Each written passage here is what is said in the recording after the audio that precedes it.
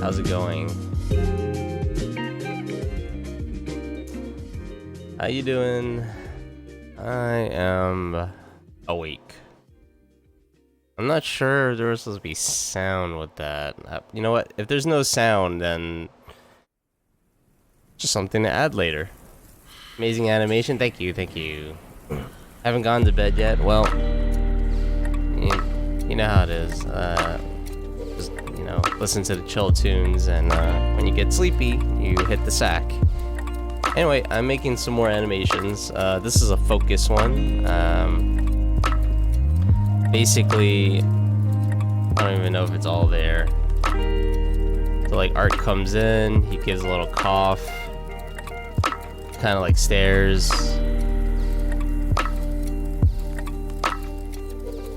This guy's like, oops, what's up? And he gets like, oh no.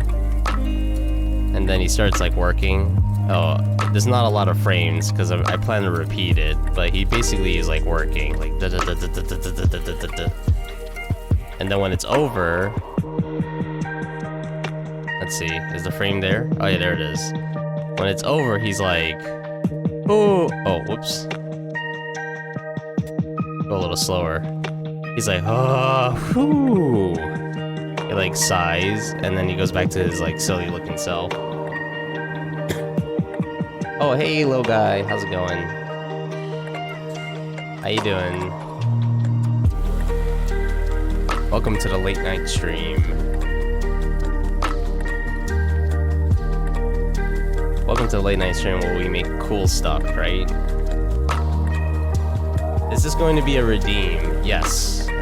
But it's going to be like a high point, like a decently high channel point redeem, because it's like, you know, my plan for it is like, it's going to be 5 minutes long, because the idea is like I focus intently on whatever it is I'm doing, and it's just going to be like, it's gonna, like, I'll program it to cut out my mic.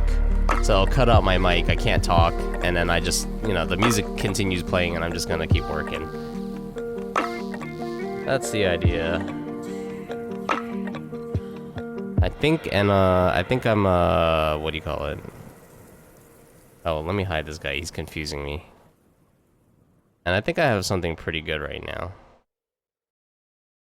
I just have to, like, I just have to clean it up.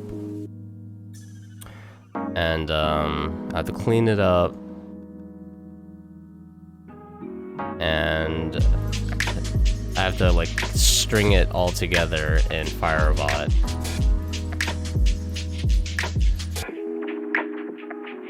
So we'll see how that goes. Oh yeah, also, like, I'm off today, and, you know, if you're in America, tomorrow is Freedom Day, Independence Day, or whatever, or a day where all Americans go out and have barbecues and shoot little tiny explosives into the sky.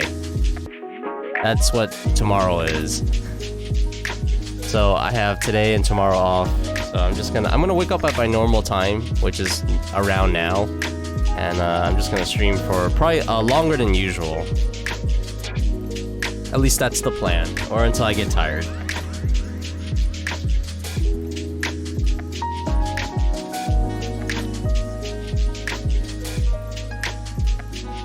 So this one, I just want it to blink.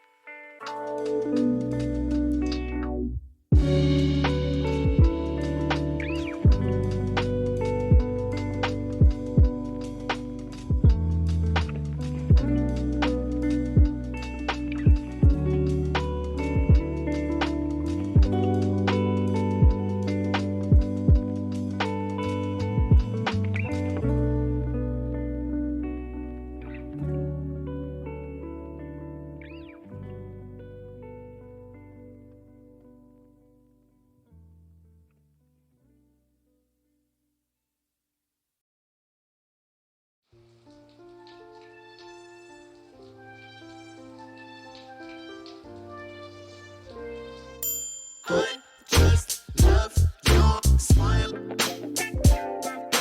Just the way you do it makes me cry all night. I just love your smile. Just the way you do it makes me cry all night.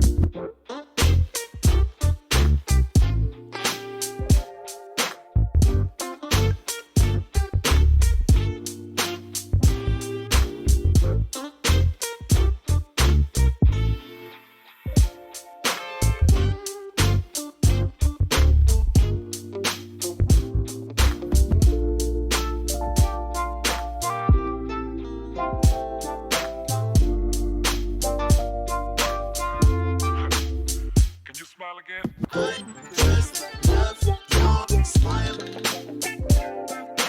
Just the way you do it makes me cry all night. I just Hey, Puglord. Yeah, no problem. Thanks for coming by, and have a good night. Night.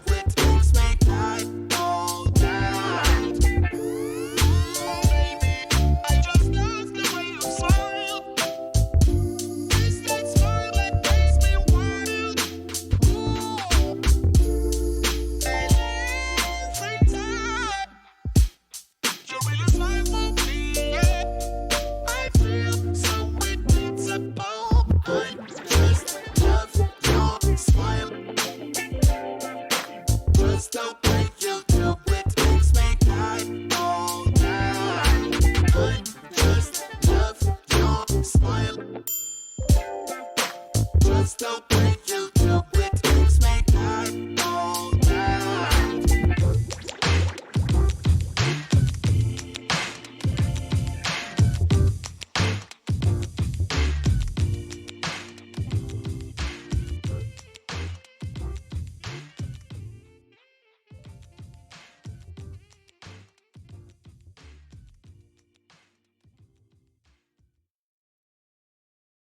Oh,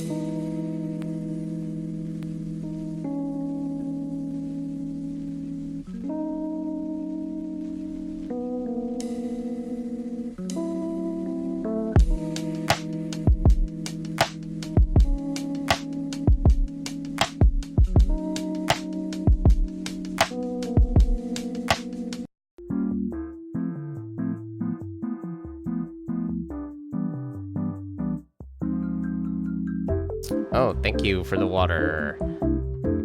How's it going, Hamgwin? Hello. Good morning.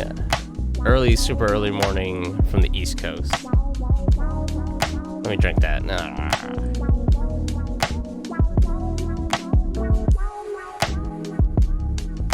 How you doing? Still working on all this animation.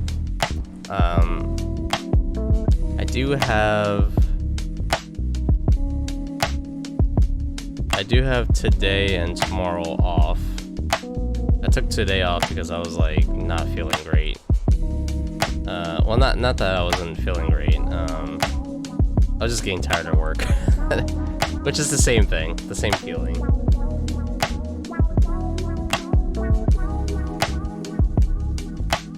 Oh wait, I wanna. That's okay.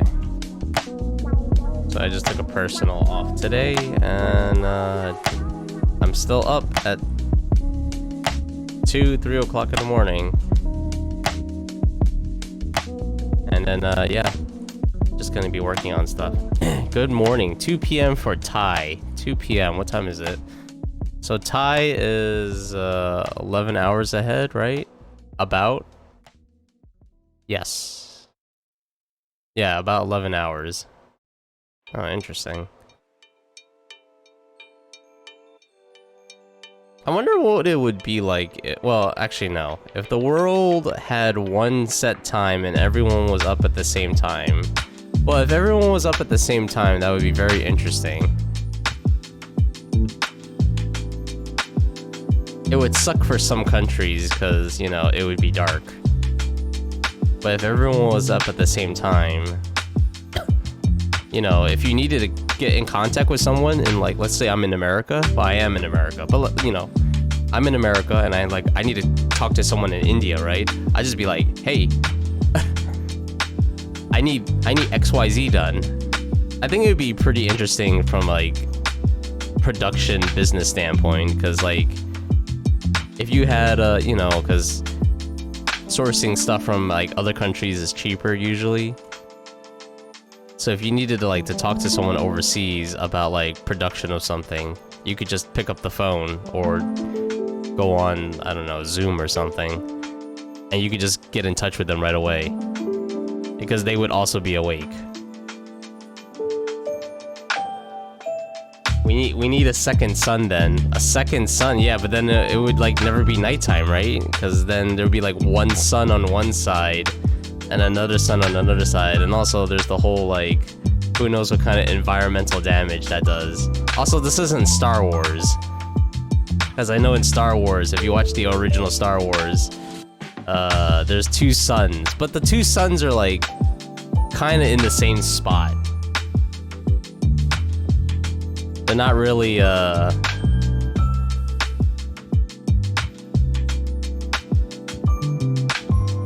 not really in opposite locations. Anyway, it would kind of suck with our current setup, you know, with our one sun and stuff, because like I said, like some people would be like waking up in the dark, and that would suck.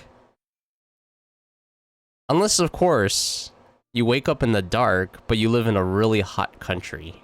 That would be pretty good, right? Because then you'd be productive in the dark. Nah, actually that would suck, because then when you go to sleep, it's hot. Yeah. I don't know.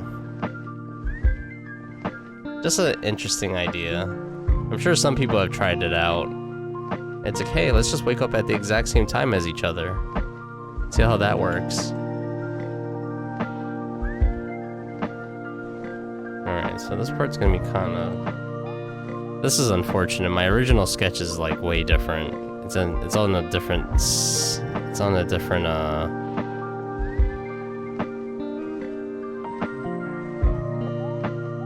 different spot. Alright, well anyway. I'm just gonna shift it slightly then. I'm gonna draw this line. And I'm just going to rotate it. And that's gonna be my lazy animation.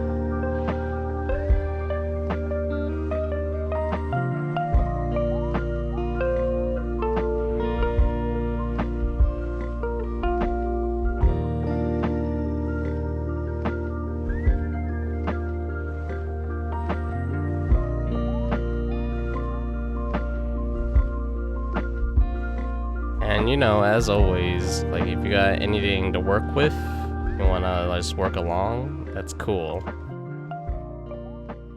We can work in the dark nowadays, but what about the past when we barely have light source? In the past, well, I'm not talking about the past though. I'm talking about I'm talking about the present. Just talking, cause like, you know, in the past, I'm not gonna be able to call somebody. They don't have phones back then, or internet. And plus, I don't want to live in the past. There's like way more problems in the past than in the current times anyway. Like I'm talking about like the present because we have all this technology, right? So like, if everyone woke up at the same time with the current technology we have, you know, we have the internet, we have computers, blah blah blah. It'd be interesting because like I said, like let's say, you know, I'm interested in making like a book maybe one day. That's like a dream. Like one day I want to make a illustration book or something. And like, you know, I don't want to really source the material from America because if I do that, it's going to be really expensive. I mean, we have tariffs, so it's probably going to be expensive anyway. But anyway, I'll source it from somewhere that's affordable, right? And like, let's say they send me an email, like, oh, here's what it looks like, and I'll be like, oh, okay, let me look at it. They send me like a sample or whatever, and I'll be like, oh, this looks like garbage. I need to tell them to fix this. I can just like email them, or like if I have their phone number for a direct contact, I could just call them up, long distance call, or Zoom or whatever, and I could be like, hey, you gotta fix this, and it'd be like fixed right away, and then like that would be cool. But then again, there's like a benefit with like people being awake at a different time than you, because like when you're sleeping, they're working. That's the benefit of like, you know, them being on the other side of the world. I don't know, it was just a thought, like, oh, if everyone was up at the same time, what would life be like?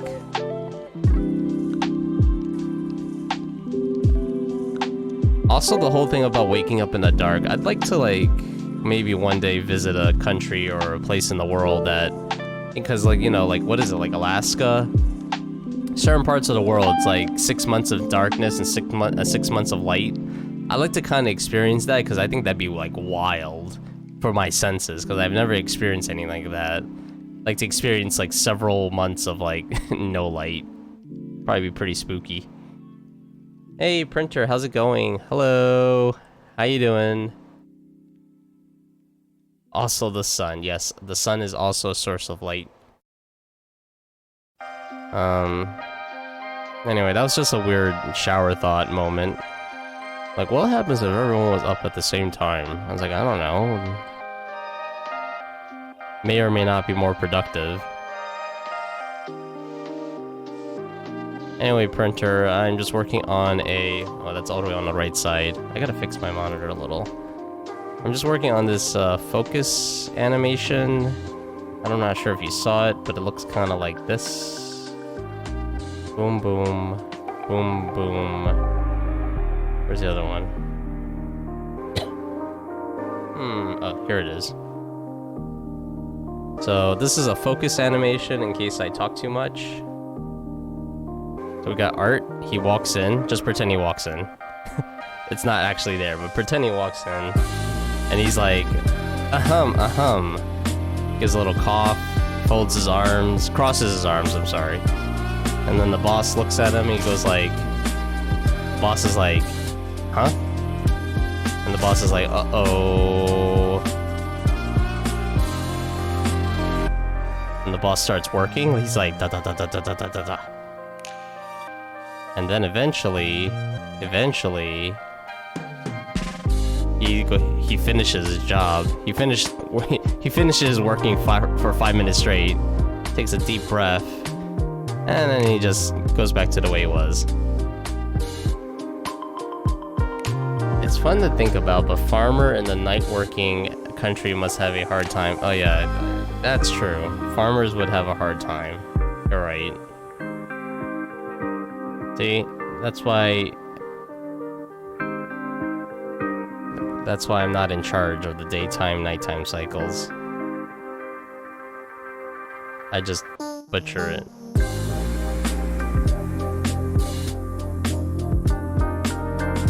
Cute, thank you. Hopefully this will look cool. Oops, I didn't want to do that. Hopefully this looks cool when it's you know, all nice and finished.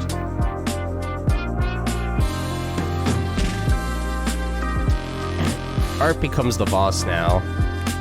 I mean, it basically, yeah, I mean,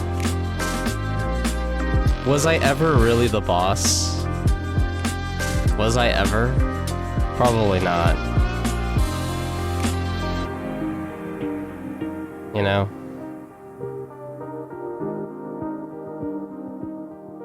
I just pretend to be the boss.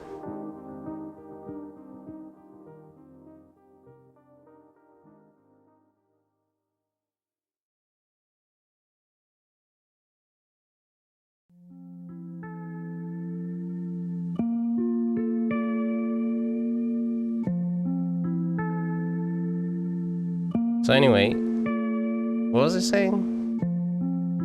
I forgot. I don't know, I don't want to talk about the nighttime, daytime cycles, because, like... I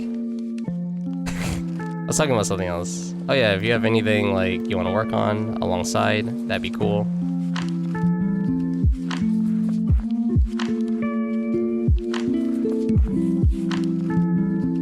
Or if...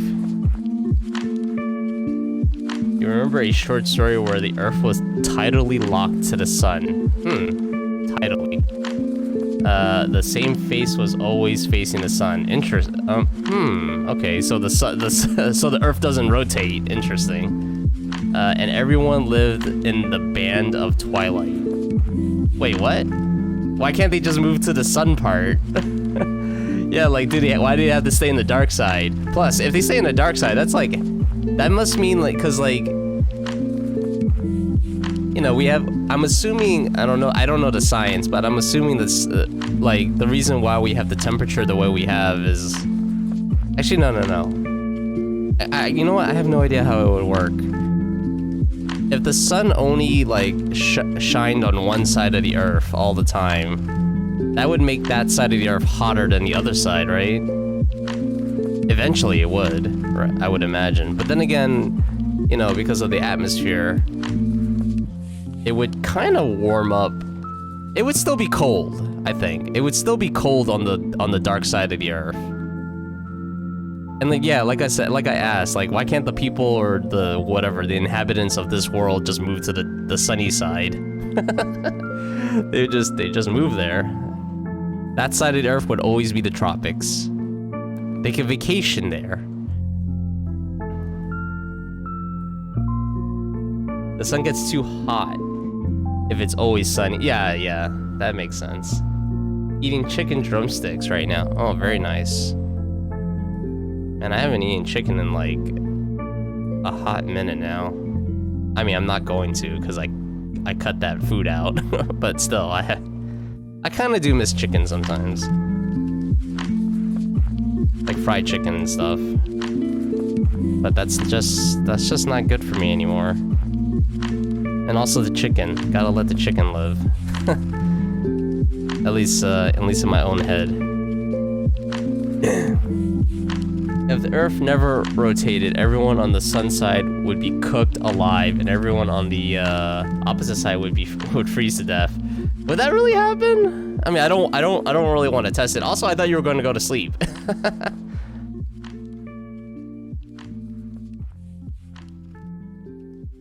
Thought you went to bed. Yeah, but would that really happen? Because like I said, like the atmosphere, I guess after a prolonged period of time, yeah, that would happen, wouldn't it? Like if it's only for like half a day to a day, maybe it'd be okay. But if it's for like years and years, then yeah. Then the Earth would probably be very cold on one side.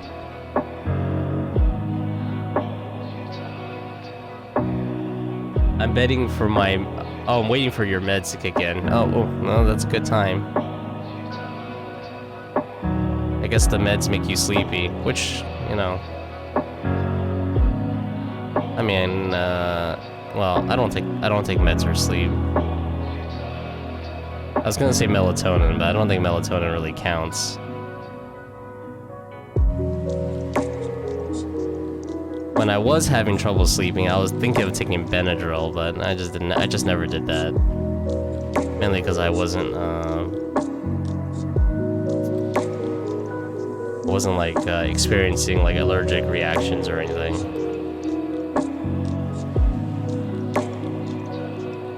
Like right now, my my allergies are kicking in, but they're not really that bad. My eyes just get really itchy. That's about it.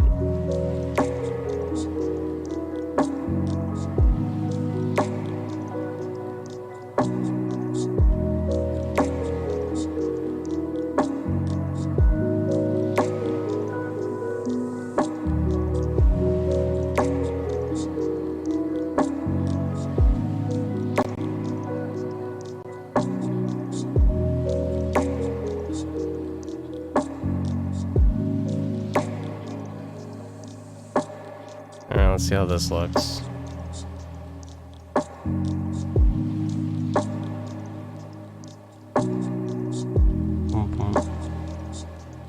Alright, it's kind of lazy, but the original sketch does not line up.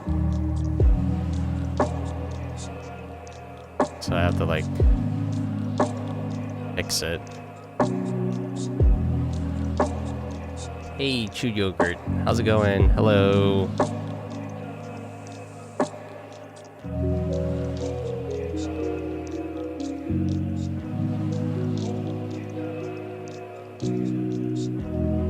Back to arting, yeah, excellent.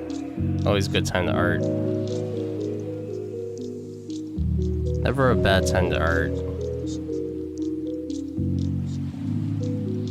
Unless you're on a commute. Unless you're on a commute and there's no place to sit. Then it's a bad time. I don't know about you guys, but the commute here in New York sucks. Or the commuting options. Like, the fact that they're available is great. The fact that they're so crowded and breaks down so often sucks. I like how, you know, the bus route has changed. It has undergone like a change in this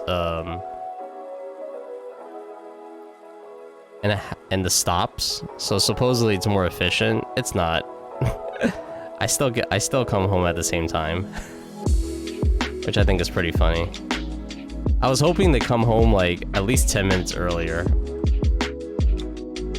but I guess I don't know. So far it's been like an hour and a half. Sometimes it used to be 2 hours, and that would like suck the life out of me.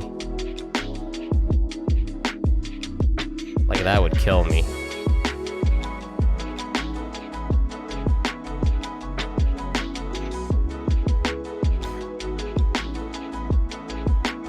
Yeah, that looks fine.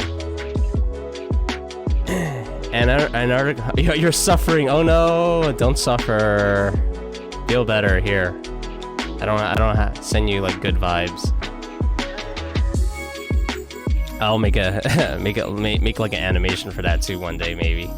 Antarctica has 6 months of constant day where the temp is around -10 to 0, and 6 months of total darkness where the temp ranges from -20. Yeah, well, I'm not gonna vacation in Antarctica anytime soon. Also, like, Antarctica shouldn't really be like a tourist attraction anyway.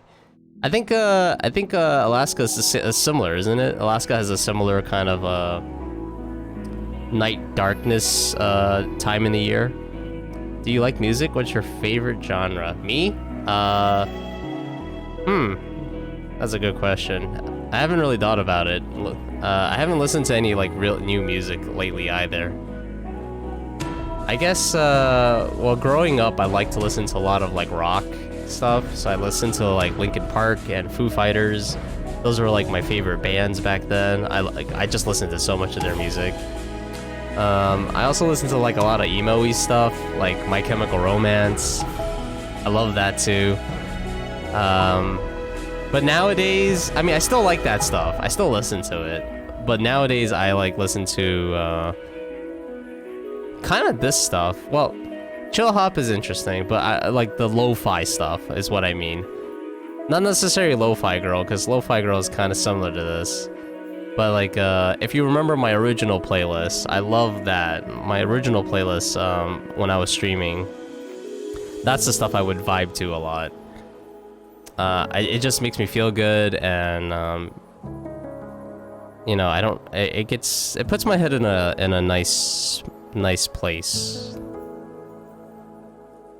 But I like this music too. This music is nice and relaxing.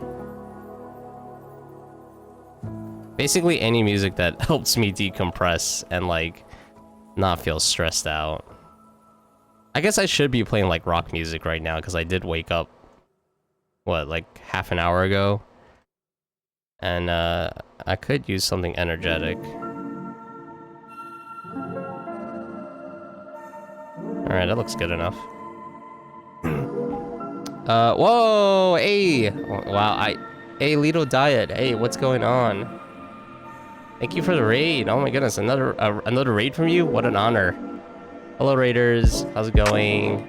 Hope you guys had a cool stream. Can you let us know what you're doing? And let me do my cute little wave. Let me do this too. Shout out.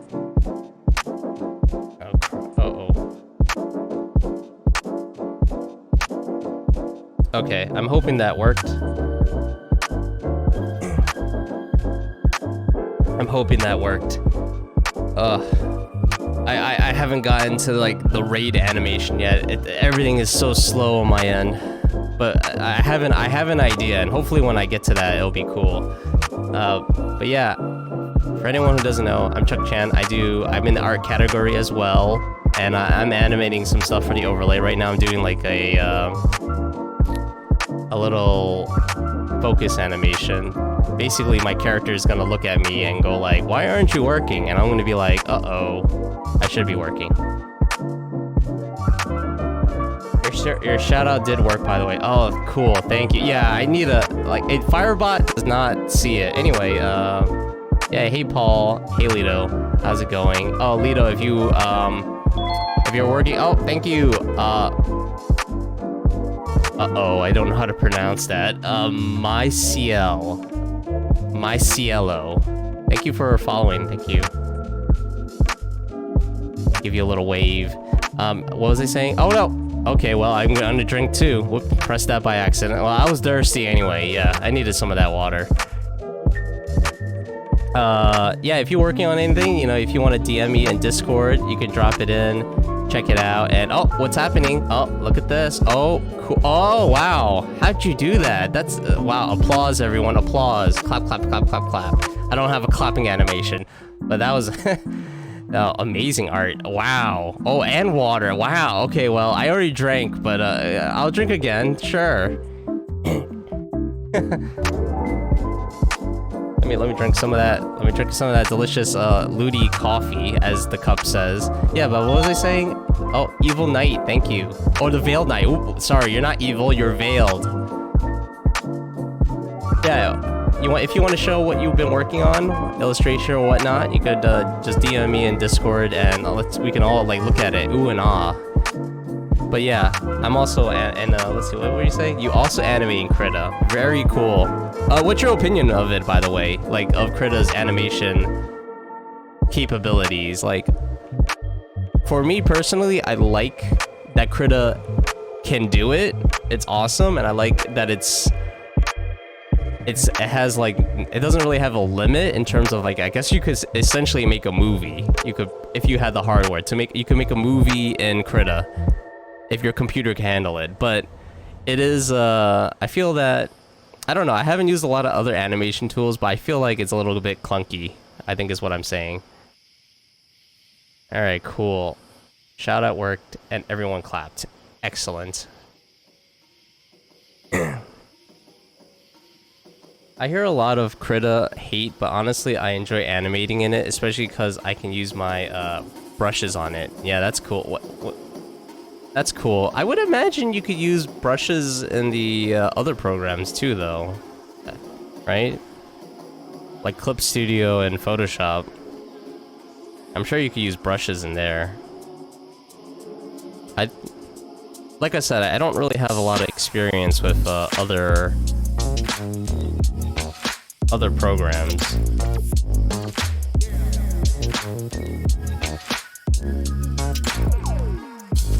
I mean, I use Krita because like I'm on Linux and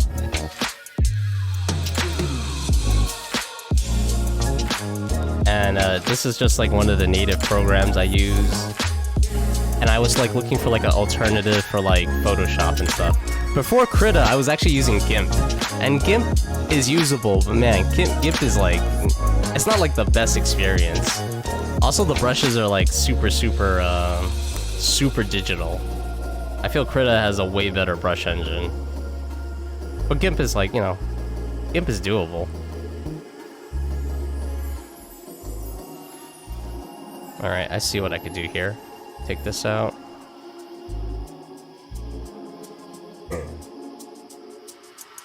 Let's see, sent what I worked. Oh, nice. Oh, I'm sorry. I don't have my Discord open, that's why I don't hear anything. Thanks for letting me know. Let me take a minute to open that. GIMP? That's a poorly named program. It is! And you know what? That program's been around for like 20 years. Oh, very cute. Oh, you know what?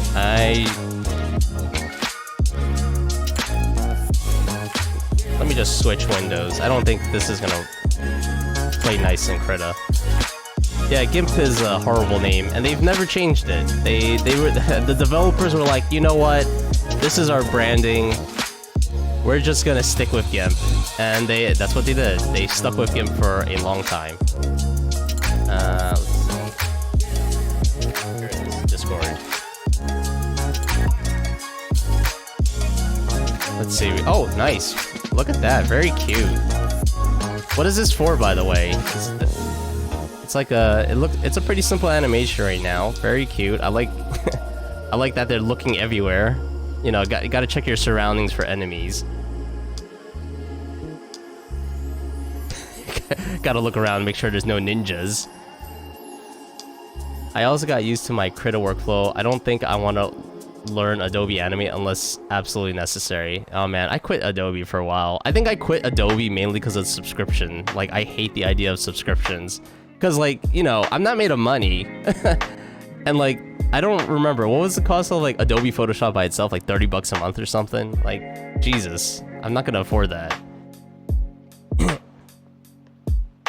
You've heard GIMP is primitive. I wouldn't say it's primitive. I mean, GIMP is specifically like an image manipulation. It's basically supposed to be just like, hey, you want to edit photos and stuff? You could draw in it. Like, I follow a really awesome artist. I think his name is CT Chrysler.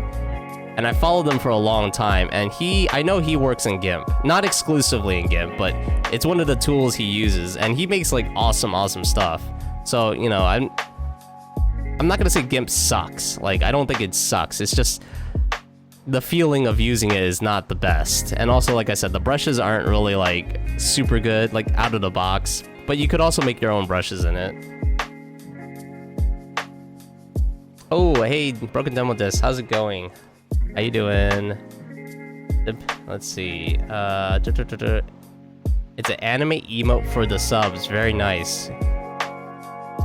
Adobe subscriptions are diabolical. I have not, what do you call it? I have not actually I've never done the Adobe subscription ever.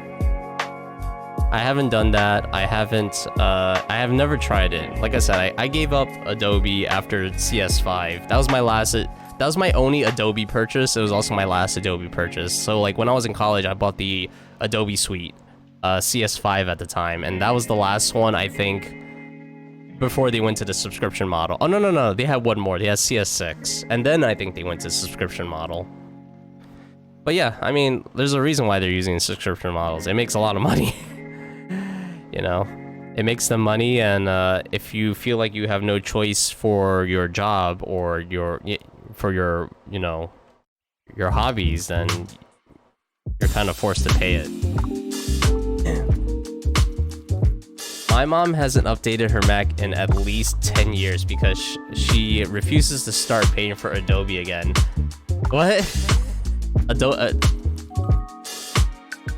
Wait, she doesn't update her Mac because she doesn't want to pay for Adobe? I don't really understand that, because Mac is Apple. You should be able to update your computer. Unless, of course, like, I don't know, the software is only going to work on, like, an old version of the Mac. Maybe introduce your mom to Krita. Introduce your mom to Krita. You can skip GIMP because it's a bad name. It's a poor name, unfortunately. Yeah, but there's a lot of alternatives. The only problem with the open source alternatives is that they're ugly. Like, Krita is probably the best looking app, but if you like recommend Inkscape or GIMP, they're not the best looking programs. But GIMP has dark mode, so that's kind of nice.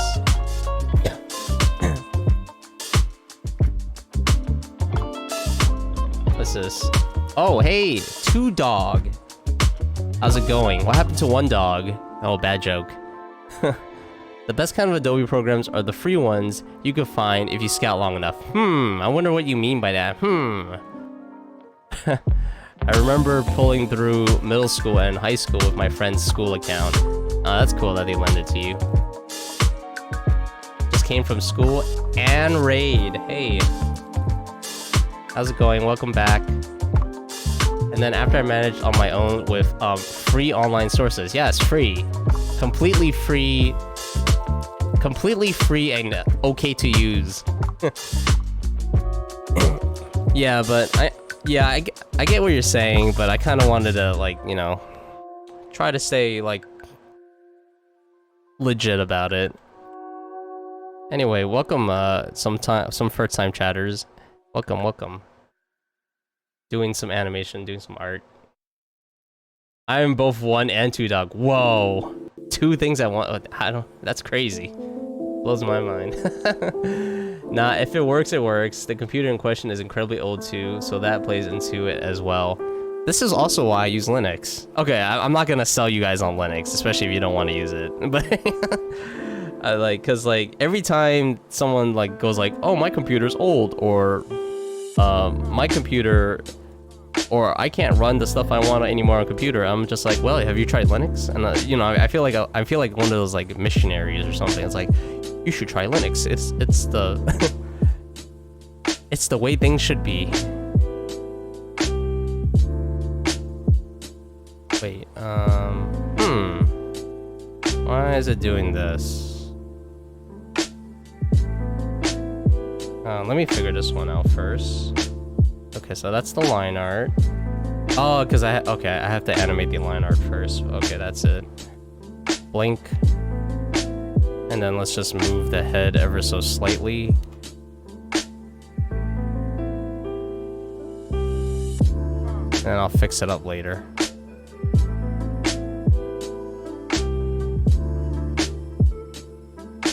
Okay, yeah, that should be fine now. And let's fix up the neck. Oops, did not want to do that. There we go.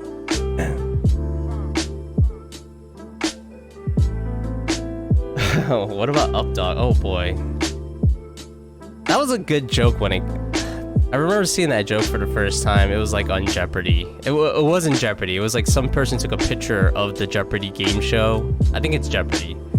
The one where the people have to pick the categories on the board, and it was like, I just like the setup. It's like, up and dog, like up and dog, and the contestant's like, "What's up, dog?" And the host is like, "Oh, not much, man. Just hosting a game show." And I was like, at the time, I was like, yeah. I mean, that's still a pretty good joke. I still like it. That's an old meme though. Old. It's older than some of you guys. Like Jehovah's Witness, but with Linux. Yeah, exactly. It's like, have you heard about our savior, Linux? Literally free, and you can install it on pretty much anything, even your old junky computer, and you don't have to spend more money on like Windows and Mac, especially like, like Mac and Windows are bad in their own regard. Like Mac is because it's overly priced, and then Windows is like also really high price, but I might still need that though.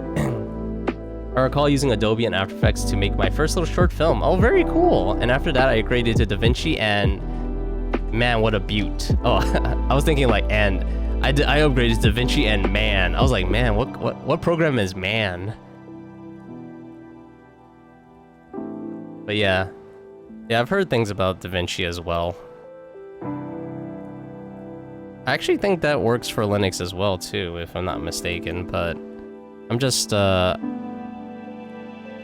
too deep into the Krita world. I'm too deep, man. I can't get out.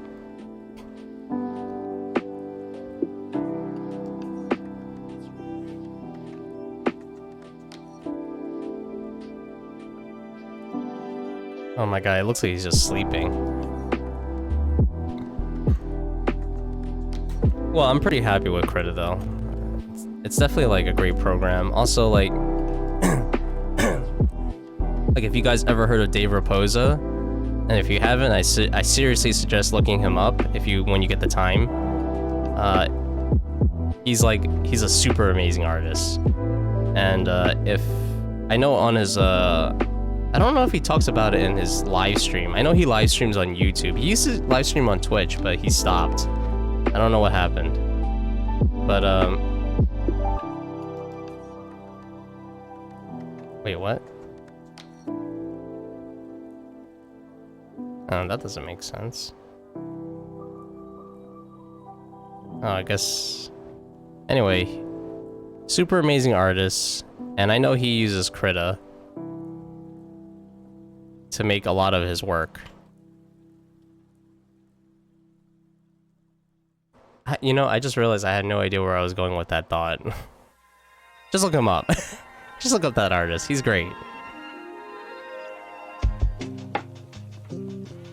Apparently he loves using Krita, but he also uses like every other program under the sun as well. He uses Photoshop still, and he uses Clip Studio Paint. Actually, his workflow, I have no idea how his workflow is. It's kind of like... I'm thinking in my head like, dude, you use too many programs. I can't afford all this.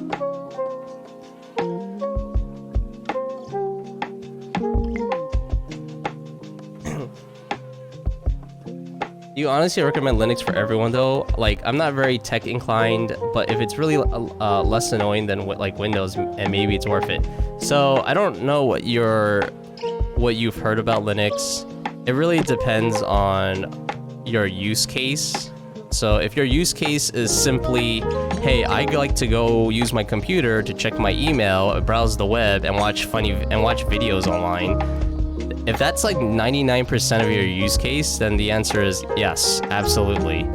If you're doing something very specific, let's say for example, for work or for school, and you have to use like Microsoft Office, the desktop version that is, not the web. If you're using the web one, it doesn't matter. That's like OS agnostic.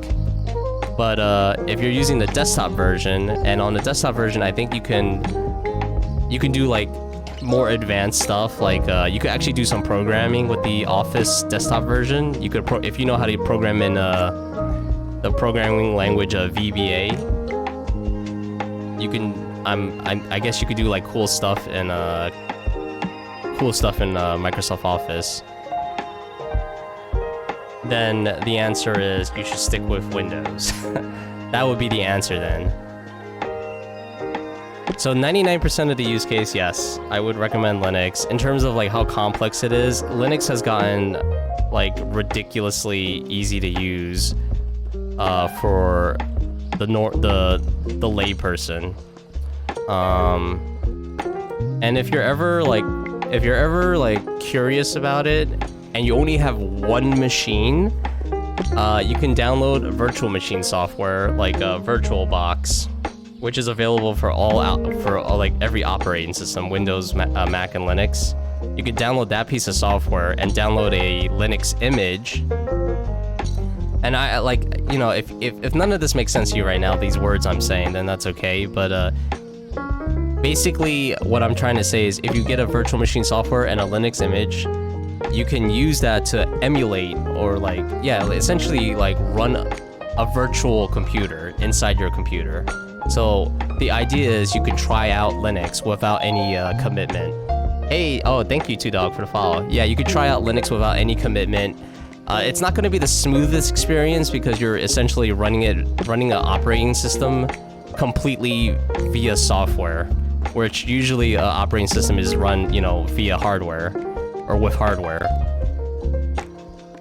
But like, if you think about all the positives, like, here's all the positives for Linux. Number one, it's free of cost, and you know, you basically never have to pay. And because because Linux is a major operating system in the world, like, you know, Linux is run on servers and stuff, it gets all the updates it needs, just like Windows and Mac, but for free. You know, you don't pay anything. If you can get used to all the alternative programs like Krita, for example, you know, you're not going to use Photoshop, you're going to use Krita, you're going to use whatever other alternative software there are out there, then cool. I won't lie to you, it does take some time getting used to, because no matter what, oh, thank you for the water, 2Dog. Thank you. Let me get a drink of that.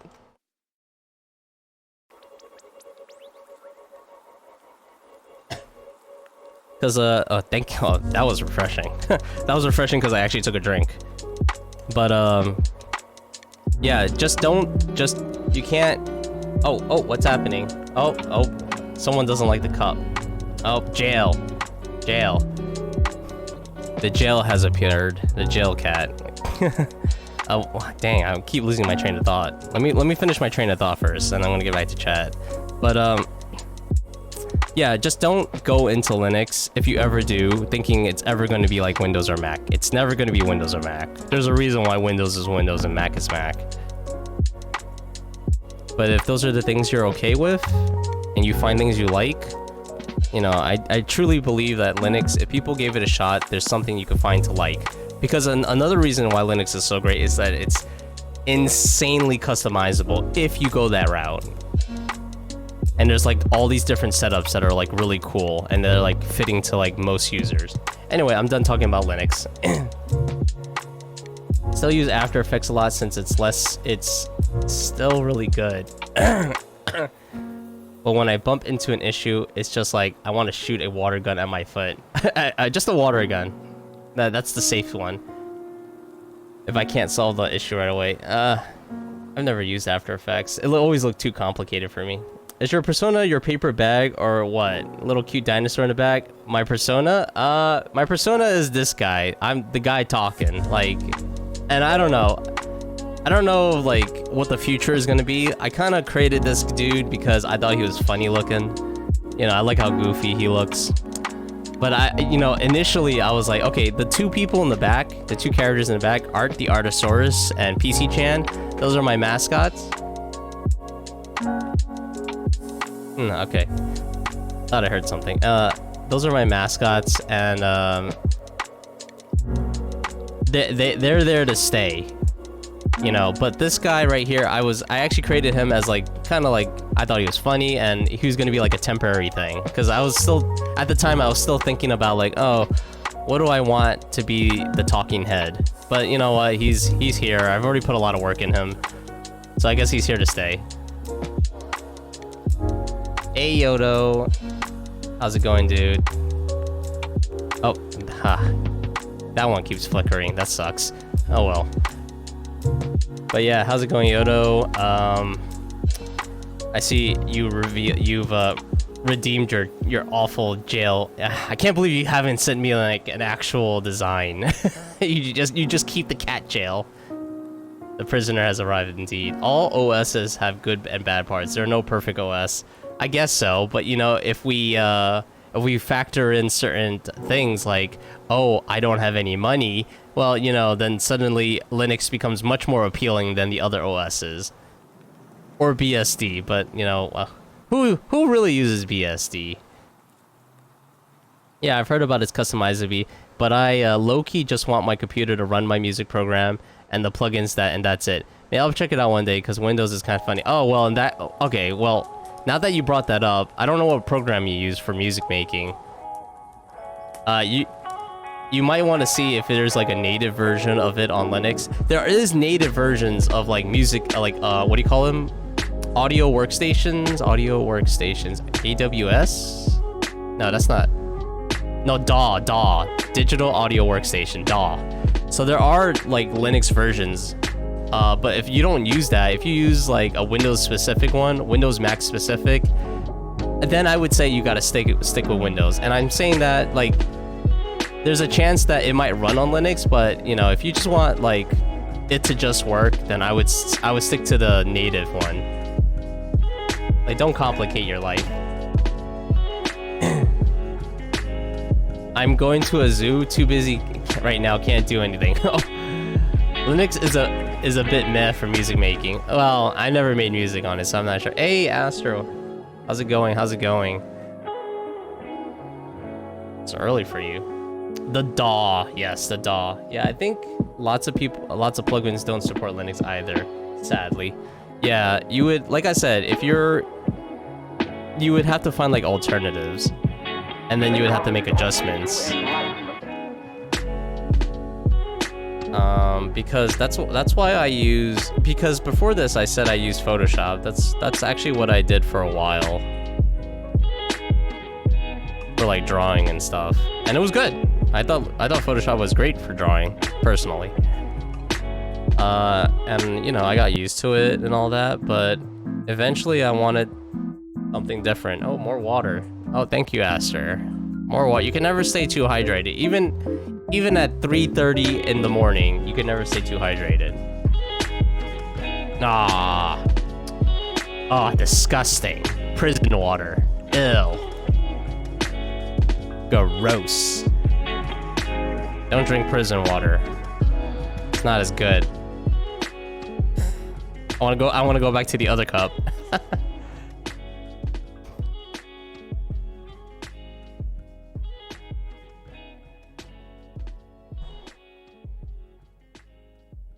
I don't have time to make the cup drawing. One day I will. I shall. All right. Yeah, you're a busy guy.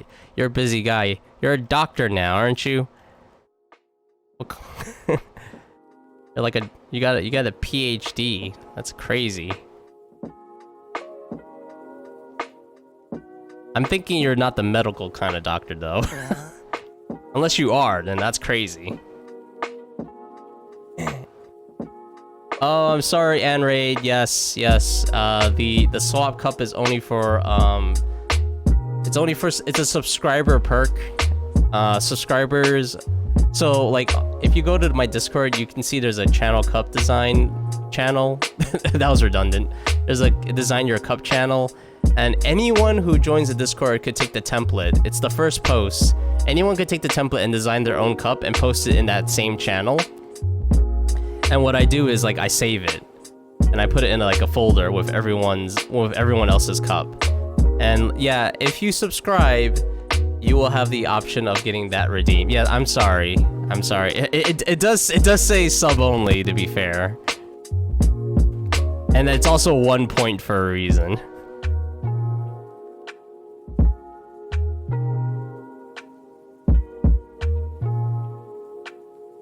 But maybe in the future I'll make, I don't know. It's not a promise, but who knows? In the future things might be different. As of right now, I'm just trying to get all these alerts done.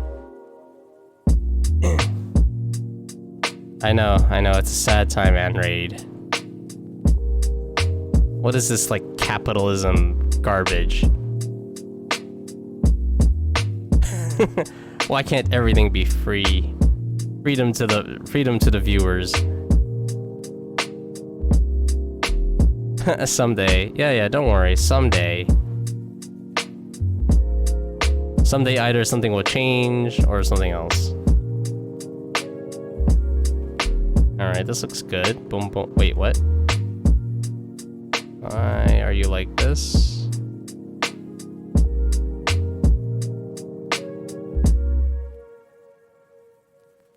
Yeah, that's kind of where my mind is right now, though. Like, I'm just trying to make the sub perks more interesting.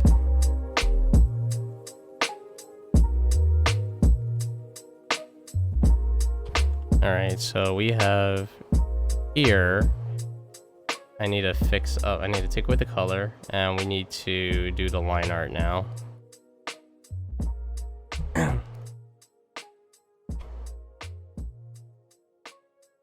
Boom. Oh, whoops. I don't want to do that.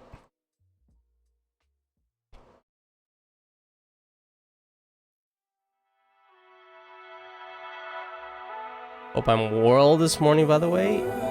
Don't know. Oh, don't worry about it. Yes, I am well. You know, every time a raid happens, I get flustered. I'm just like, I don't know.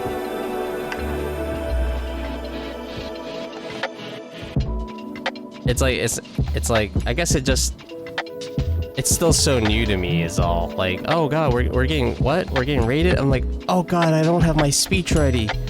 And then I have to like think of like all the things that are like part of the like I guess like Twitch etiquette and like art etiquette stuff, and I'm like, I forget things. It's like I forget to say things too, like, how's everyone doing? I hope everyone's well. I don't know what to say next. Oh god. Nah, for real. 20 people suddenly walking into a room is pretty nuts too when you think about it like that. Yeah, I have thought about that, like, cause like, you know, on Twitch and YouTube or like whatever other streaming site, it's like you look at the numbers and, you know, I'm sure people who are streaming who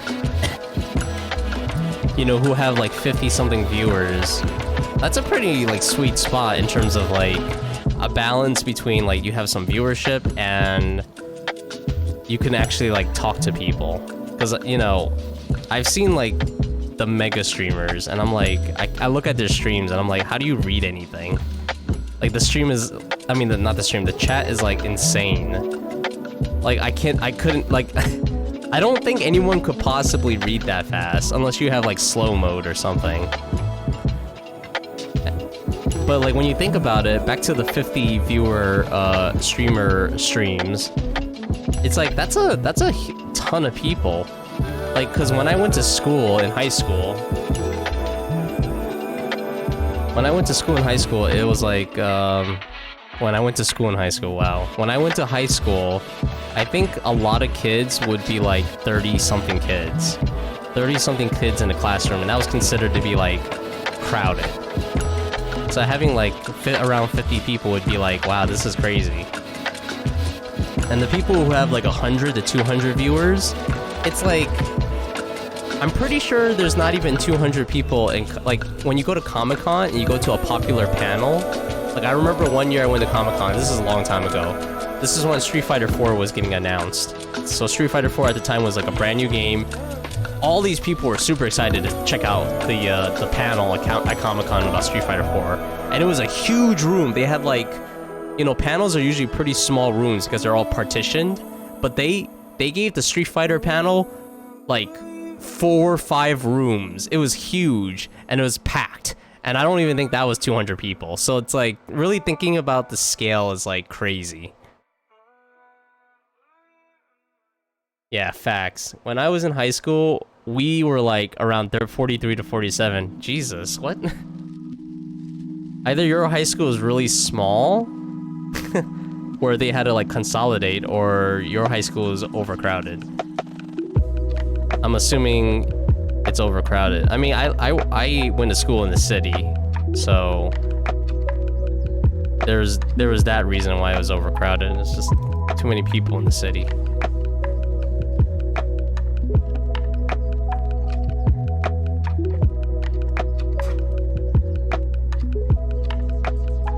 mean, it has its perks though. Like when I went to high school, one of the perks was like if you lived far enough, the school will subsidize the cost. I think they'll subsidize it. They'll basically pay the cost for your transit. So I had like a free transit card, and I was I had like, I think I had 3 rides on it. So you're supposed to use it to go to school, obviously. So you would have a ride to school, you would have a ride back to school, and I guess you have a 3rd ride if you mess up or something. You mess up or you have to take a transfer somewhere. But that was good because like you could also use it on the weekends and the holidays. So you basically had like free transit for like the entire school year. So that was pretty cool.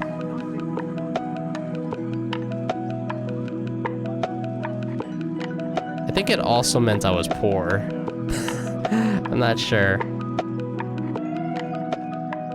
Because obviously not every student got that.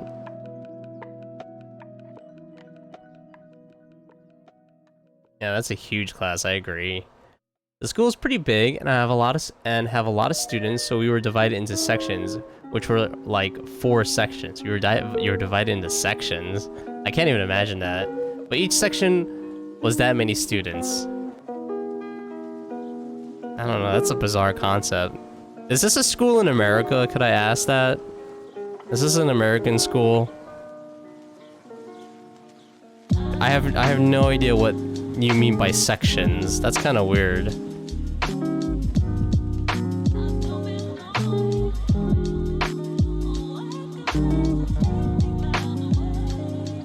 Like a section to me, I guess a section of the building. But you said this was high school. Yeah, I don't know. Philippines. Oh, okay. Well, still literally a foreign concept to me. Interesting though. Oh, and I didn't know you were from the Philippines. Hello. Hello from East Coast to Philippines. East Coast to coast. Wait, that's the wrong thing. I'll just say New York.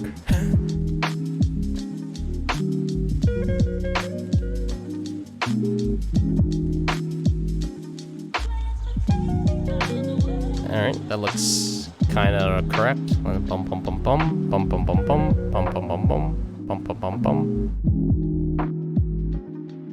Oh, there's supposed to be another animation after this. Whoops.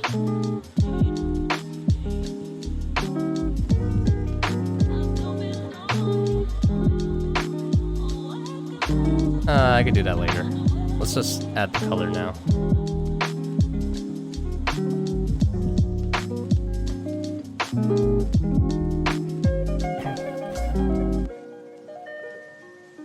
I had to run after the bus because their sight is down, so I wasn't sure if there were buses. Now I'm on the bus and get to get to the place to get on the bus. Wait, what? Now I'm on the bus to get to the place to get on the bus onto the zoo. That's very hard to read, Odo. That hurts my head. Philippines is a Southeast Asian country. Yeah, very cool. Don't ask me geography questions. I'll fail. Southeast Asia, sea. That's how I know it's sea. Like the water. How come I can't click on this?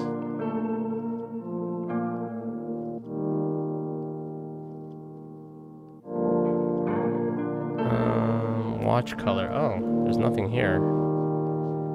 Boom, boom. Okay, this one. Okay, I guess I just... No. Oh, interesting. Oh, it's locked. Okay, there we go. Now it should work. Yeah, there we go.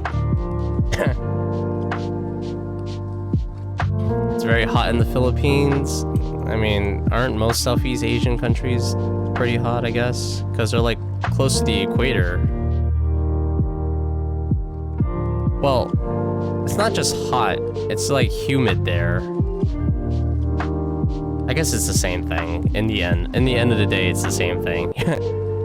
You're wearing shorts and stuff. I have never been to the Philippines. I have coworkers who are from the Philippines. And supposedly it's very... I guess if you're from America and you want to retire somewhere affordable, you could have retired to the Philippines.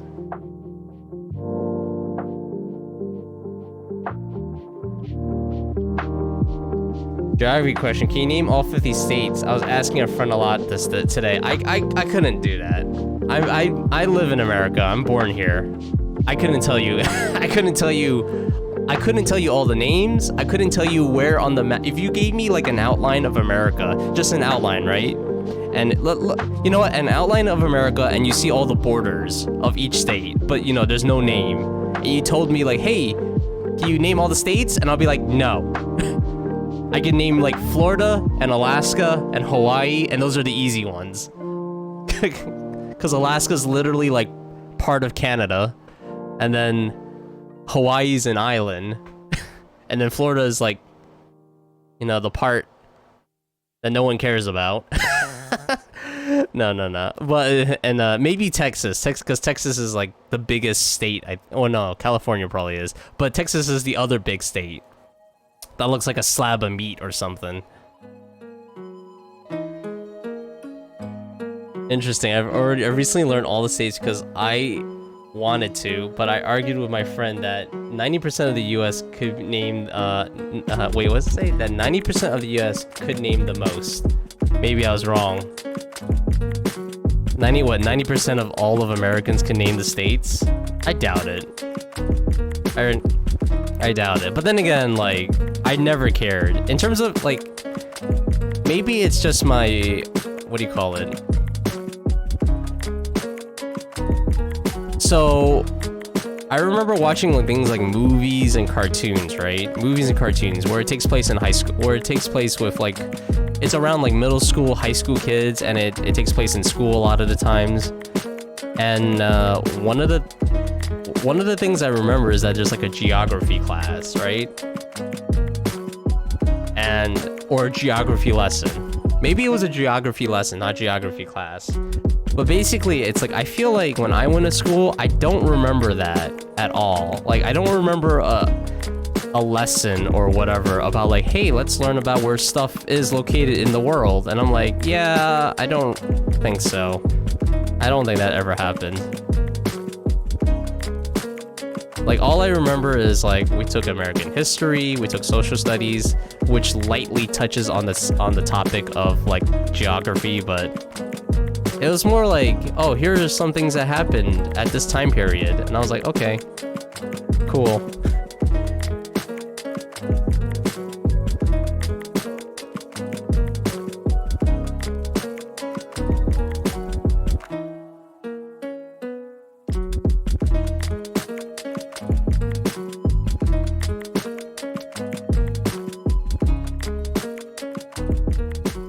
All right, cool. Wait, what? Wait. I don't know why this is here. Alright, that looks good. Let me save. And let's try to... I think I'm almost done with this animation set. I'm just like working on art. And then once I'm done with him, I'm gonna work on the Mr. Business dude. Depends on your preferences. If you don't care, why would you remember? That is true. That is true. And I really didn't care. You know what? I think there was in first grade. In first grade, we had a test to like remember all 50 states.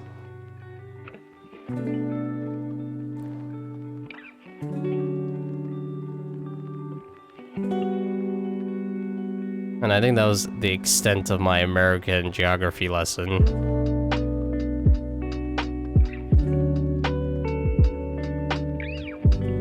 So clearly the school system has failed me. I've never learned... I never learned. Okay, where is this thing? I know it's pretty close. Okay, there it is, the little nod. Then again, like, what interested me a lot was, what actually did interest me a lot in school was like learning about the wars. Like I like learning about like World War II and stuff. And I remember like in middle school, our teacher actually played us the movie Glory. If you guys have never seen Glory, amazing Civil War movie, so good. And it's supposed to be based on true events about like Colonel Bradshaw and how he led like the first African-American, what do you call it, battalion, I guess? He led the first African-American battalion into like, to assault this, what do you call it? Forge? I forgot. It was like a little castle or something. Like, basically it was like really difficult to penetrate this place. It was like heavily fortified. And it's got a star-studded cast. Like one of the biggest I've ever seen. Like Denzel Washington, Morgan Freeman are in it, as well as many other like famous actors, especially at the time. And when that movie, like this is, if you ever plan to watch it, I highly recommend it. And this is not a spoiler. So like literally in the first like 5 minutes of the movie, like, because if you know anything about the Civil War, you know that it's not like combat nowadays, where everyone's like hiding behind stuff and they're like trying to find tactical vantage points. Back in the Civil War, apparently all they did was march into battle. So as like cannons and bullets are shooting at them, they're just marching onwards, which is like really stupid. Like, why would you do that? Because like your dudes are dying and you're just walking straight into it. Anyway, in the first 5 minutes or so, the guy who's leading the battalion, he's like screaming something, right? He's screaming something at Colonel Bradshaw, and then all of a sudden you see, the next moment you see his head explode, because apparently a cannon hits his head. I was like, oh my god, this is a gory ass movie. So good. So good. That's as gory as it gets though in that movie. Like you see the guy's head explode. Surprisingly, the rest of it is just like, you know, I'm sure there's a lot of gore in Civil War because you know they had cannons and stuff, but it wasn't crazy. You didn't see too much gore in the rest of the movie. You have not seen Glory, yeah, I highly recommend it if you're into that stuff. If you're not, you know, because I love the war movies for whatever reason. I watched a ton of them, like Wind Talker.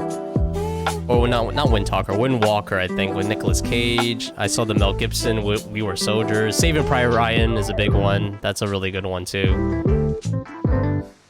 I still like it. I think it's like, you know, because a lot of those are like American films, they kind of like dramatize it and make it look like the Americans are like all the good guys and stuff a lot of the times. But I don't know. I guess it just gets me sometimes. I think learning history bit by bit through films is cool. Well, the problem with the learning history through films like Glory is like, you know, you don't know what's true and what's like purely dramatized. It feels real though. Like I said, it's an old film, and I don't really want to spoil it even though it's old, because it's a really good film. It's like I said, it's like, that's probably like one of the best war movies I've seen. And, you know, obviously there's been like a million war movies that have come out since. So maybe I'm outdated, but I still say those are like some of the best ones I've seen. Alright, let's make him nod really fast. Boom. Like that. Delete his eye. And let's make him blink.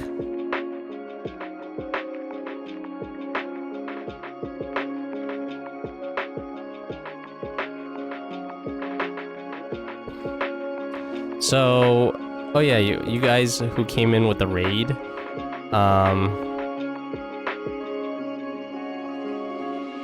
I didn't say this, but, you know, I'll say it now.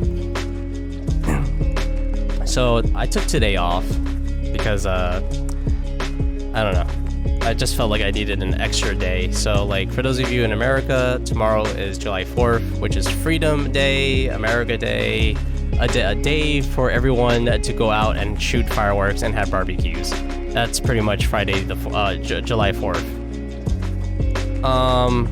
So I have July 4th off as well. So I have today off and tomorrow off, and I just plan to stream as long as possible. So this whole entire 4-day weekend for me is going to be like long streams. I'm still going to stream at 2:30 tomorrow. It's just going to be longer than usual. Oh yeah, I forgot about Independence Day. Independence Day, July 4th weekend sale day.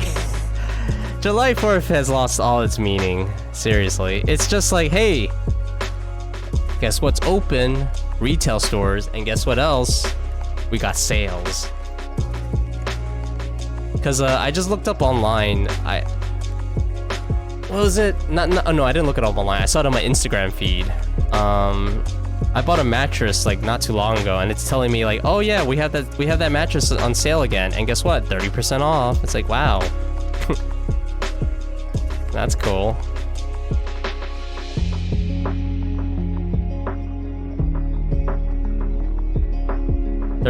Which is actually a higher discount than what I got it for. So I was like, oh, maybe I should return it and buy it again. I can't believe they have another sale though. Like they literally had a Memorial Day sale, and now they have a 4th of July sale.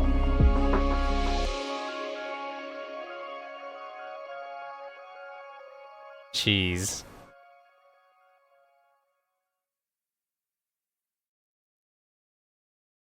Alright, let's see how that looks. I'm gonna click it here, I'm gonna click it there, and we're gonna... Oh, that's a pretty good nod. Wait, huh? You're supposed to play infinitely. Oh crap. Oh, I see a problem. Uh-oh. I didn't even realize this was happening.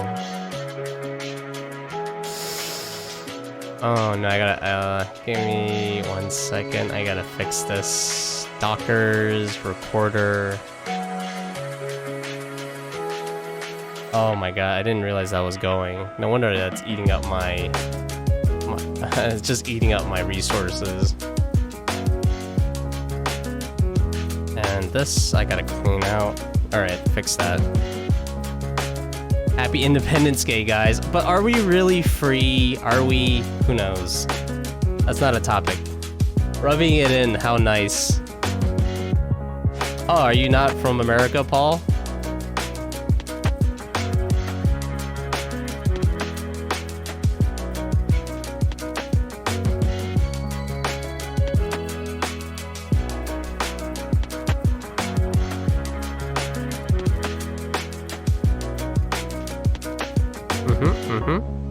Okay, that looks pretty good.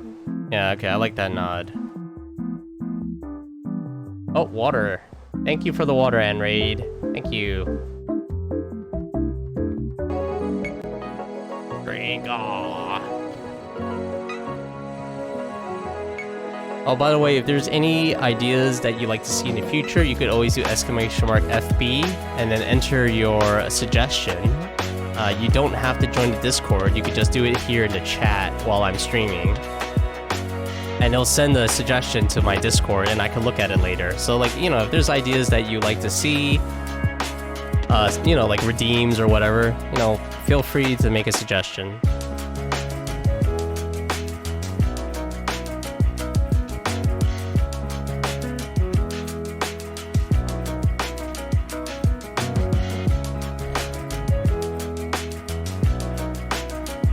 Because, you know, everyone has good ideas, and I love to hear them.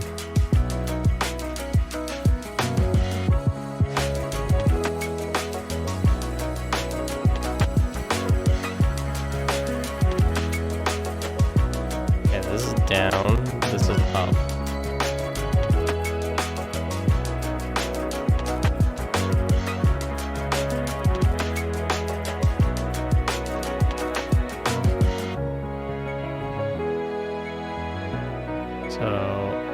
Down, up, down, up, down, up. Alright, let's see how that looks. Down.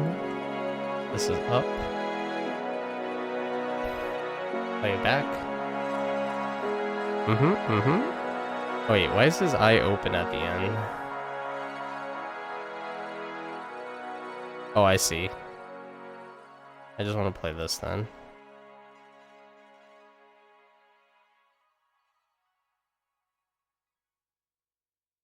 Yeah, yeah, yeah. I like that. I like that. All right.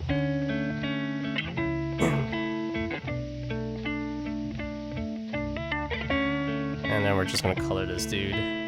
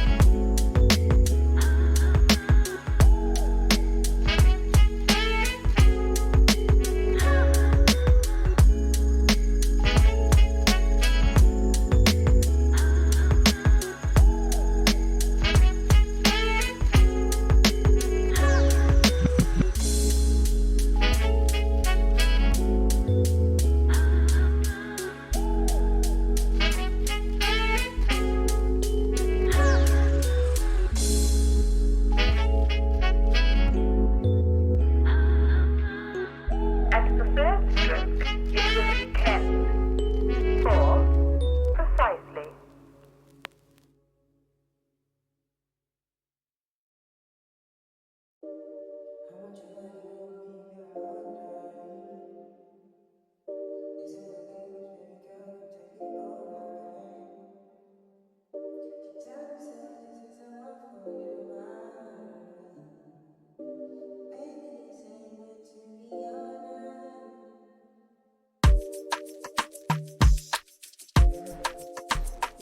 Oh man, I just realized I didn't change that category.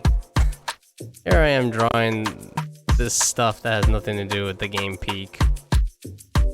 Oh god. The gameplay for peak has sure changed. You just draw stuff.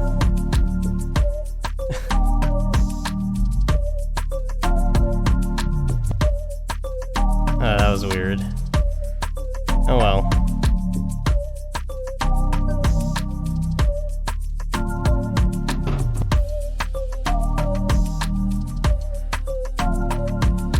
I can imagine people are confused, like, oh man, they're playing Peak, my favorite game, and it's like, what is this? This isn't Peak.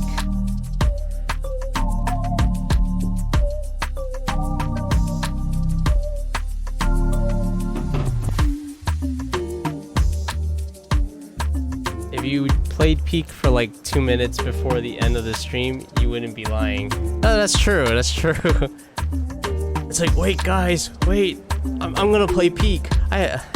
Man, playing that last time, I'm like, wow, I have no idea what I'm doing. Anyway, I changed the category to art, because that makes a lot more well, it makes a lot more sense, like, considering what I'm doing.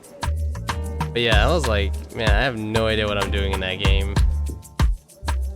I did not think it was going to be like that confusing in the beginning. I thought it was going to be like really simple. Climb mountain.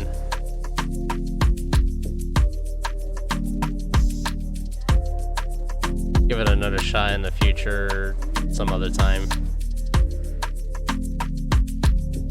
Because apparently in that game there's like, I guess it's not really randomly generated, really.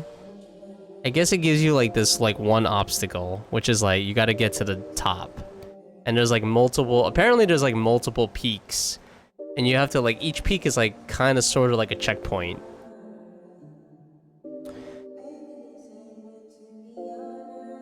And I mean, like, apparently I was only in the first section. Yeah, I had no idea what I was doing.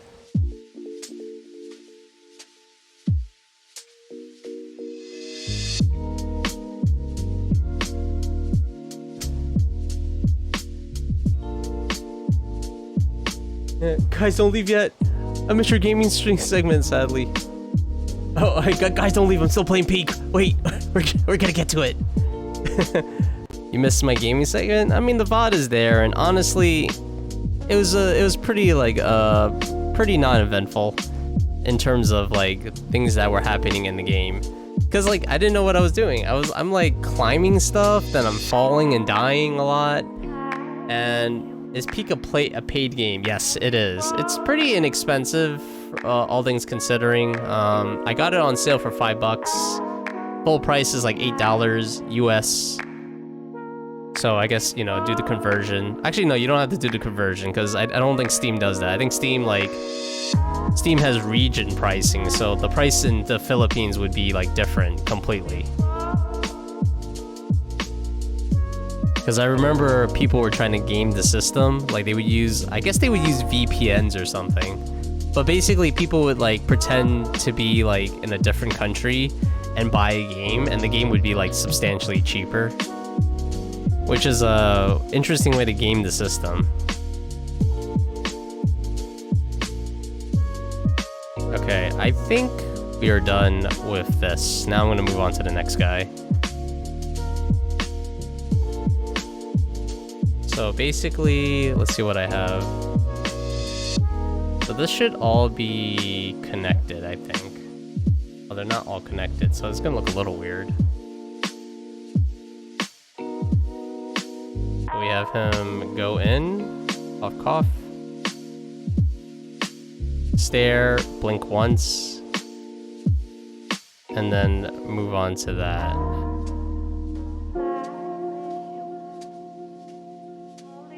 So my plan would, like, it looks really weird right now, but this is not like a single animation. This is like 3 different or 4 different animations that I decided to do in a single file. And then when I'm done with all the animations for this redeem, I'm basically going to string it together in Firebot so that it looks very, I guess, cohesive. But for now, oh, you know what? I gotta add some shadows. Yeah, that's what I forgot to do. Add a little bit of shadows. And then, after I add the shadows, then I'm done with this for now. This one, this layer, yes. Oh, a little bit of shadow right there.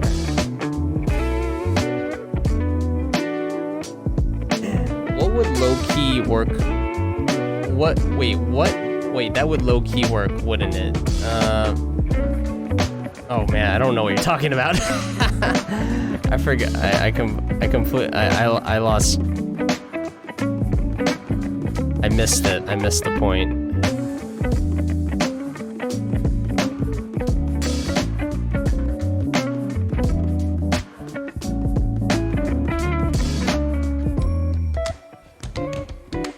Oh no.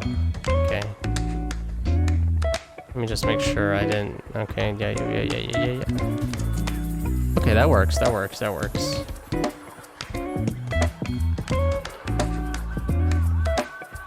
Oh man, I keep forgetting to create a frame. There we go.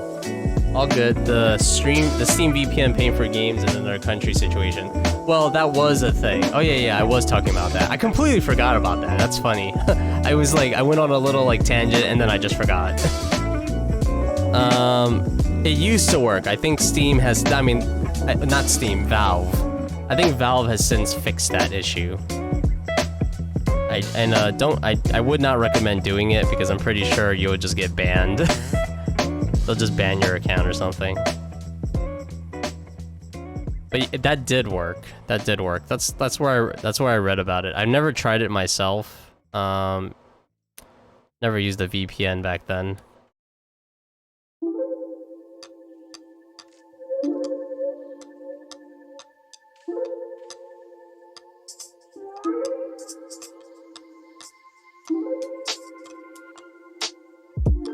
But yeah, that was a pretty ingenious way to like get serious discounts on video games. Because, you know, if you're in the US, dollar's pretty strong. I mean, the dollar is probably pretty strong most of the time compared to like certain countries. And then you just, I don't know, you get Grand Theft Auto 6 for like 20 bucks or something. I don't know. Could you imagine? Like, oh dude, I got Grand Theft Auto 6 for like $20. And also there's all those sites that sell CD keys, which is like a little sketchy.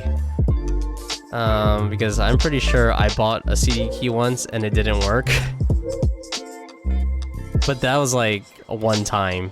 Usually it did work.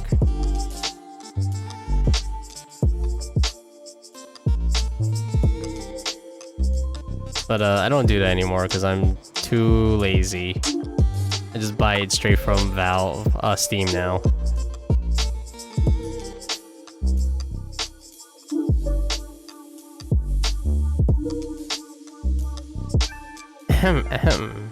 Wait, what? Oh. This? Oh, I see. Oh, I don't think this is necessary, but I'm gonna fill it up anyway.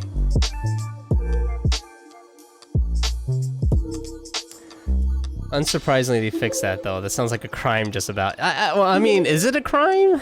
I mean, well, I guess it is fraud. Yeah, it would be fraud. You're fraudulently claiming that you're from this country when you're not. And you are like,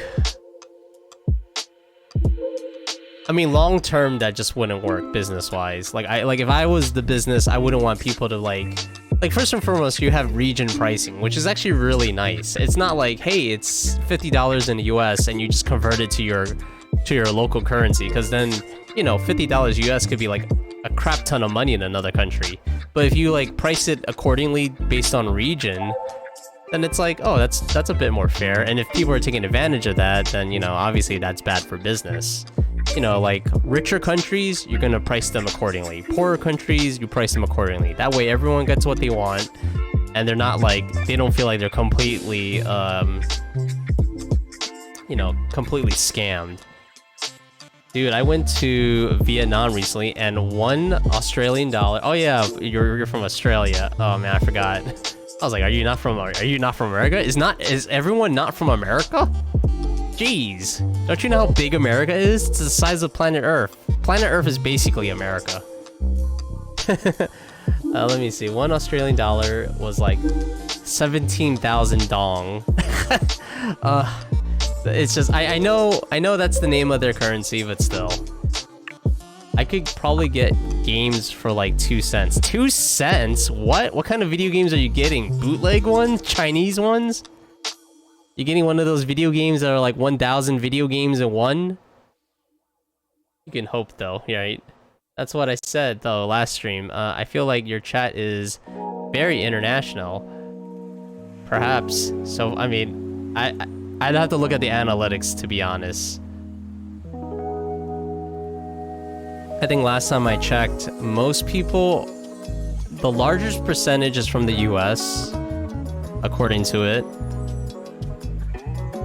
And then the next one is like UK maybe? And then after that is like a few, like either Asian countries or South America, like one South American country. I mean, it'd be cool.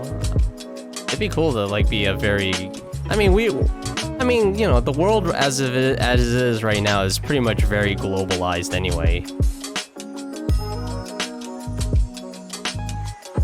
So that helps.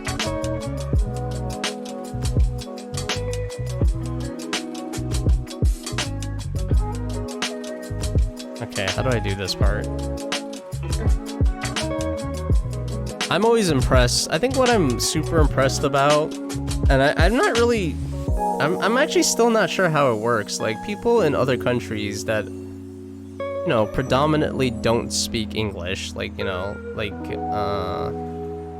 like places in Southeast Asia that was mentioned before. I don't really know how English comes about. Like I know they learn English in schools and stuff, but like to the point where you're quite good at it, I'm like, that blows my mind.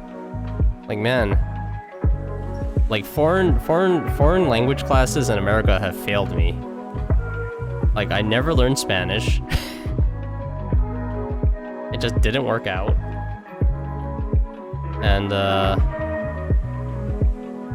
And the choices for like secondary languages to learn is like, it just sucks. There's not a lot of choices in America. Maybe that'll change with like AI and stuff, but still, it's like, you know, it'd be cool to like learn more other languages. It'd be cool to learn other cultures too, because obviously like there's definitely an interest. Then again, maybe most people would be like, I want to learn Japanese so I can watch anime, and I'm like, okay, sure. I guess that's a valid reason.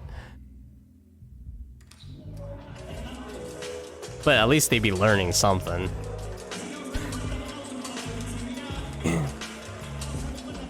Does Twitch actually tell me that info? It tells me general info.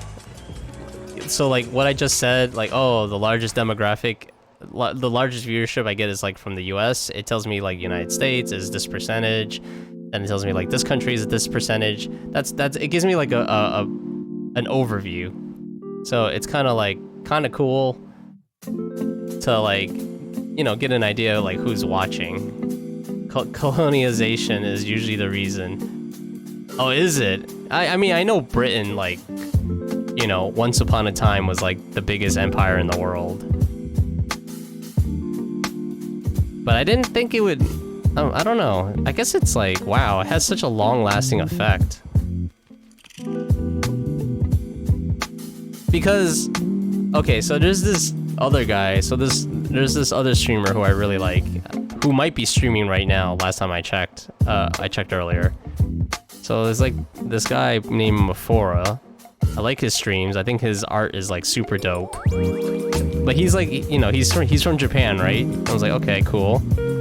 But like, I'm listening to this guy talk, and when he mentions he's from Japan, I'm thinking in my head, like, dude, your English is so good. Like, it's insanely good. Like, I would never think this guy's from Japan. Or like, if I didn't know he was from Japan, I would never think he's from Japan, ever. His English is super fluent. I think he grew up on an American military base though, so I don't know how that's like. But I was just like, oh my god, I cannot tell you're Japanese. Your English is way too good. And that goes to my point, like, I don't know how people are like learning these two languages like this easily. Like, I struggle with English, and it's my only language.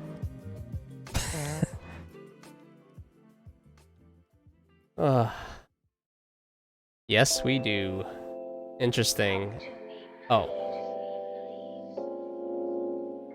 US English-speaking countries are far worse at foreign languages. You guys put so much more effort than we do. Yeah, you know what? That probably makes sense. Other countries probably do that. Okay, I don't know if I like this at all. I'm probably just gonna leave it alone. But also, like, anime. If anime taught me anything... Okay, here's another thing. Like, in anime, I know this is, like, bad examples, but, like, in anime, you know, especially, like, typically they take place in a high school setting a lot of times. It doesn't really matter the genre. It could be fantasy, it could be slice of life. It takes place in a high school for some reason. But if they have... so... Lots of times they would actually have like an English class segment in the show. So I don't know if anyone's ever seen the anime Shakugan no Shana. Old anime. I don't even remember what it's about anymore. I just remember it's like a romance slash fantasy action or something. It's a weird anime. But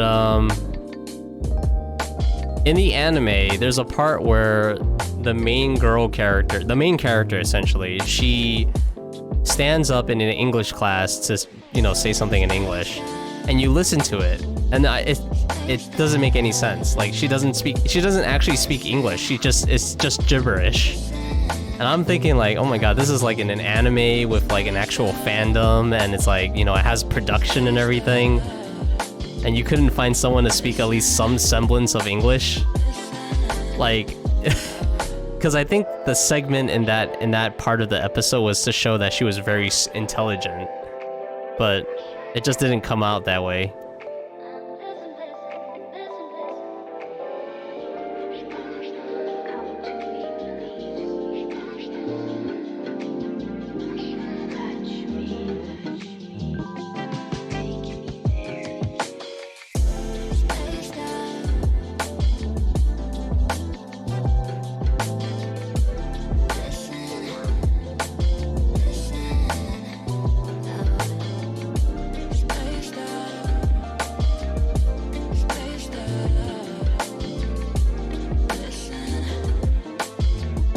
Yeah, it feels like low effort.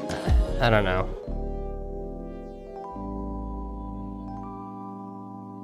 Like, you know, if you look up that anime, it looks pretty decent. I mean, from what I remember, that is. And this is definitely like a 10-year-old anime. Maybe even older.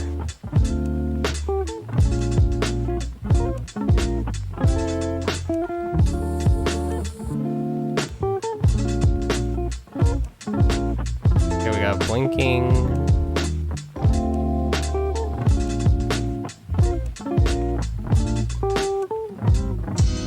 Paste.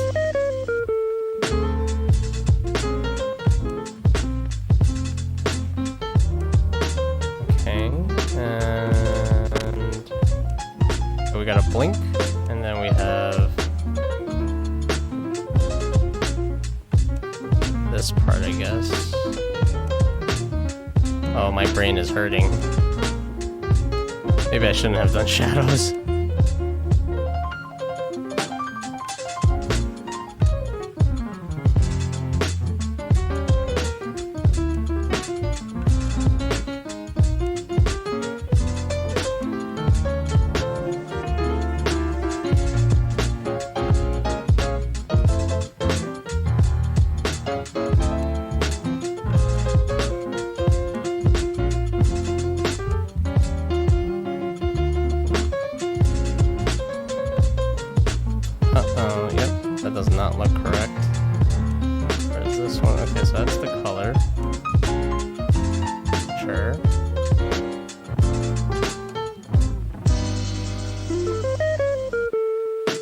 Art, look at, watch. Art, stare. Oh, okay. I see. Ooh. Should cover that up anyway.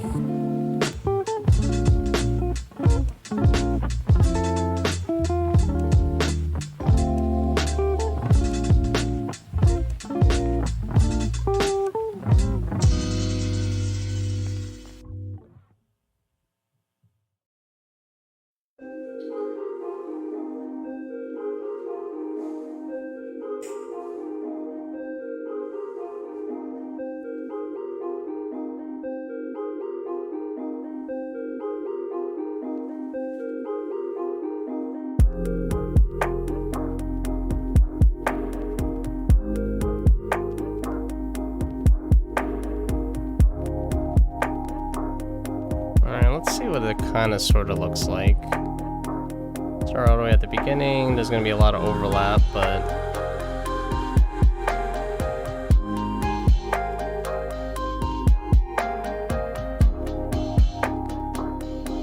I think it's good enough now. Let's see. Start from here, and I guess wherever this ends.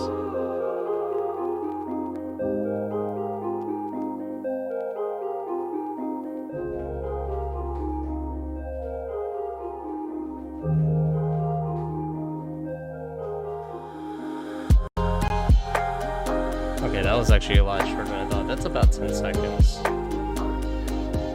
It actually starts from here at the beginning and it ends around right there.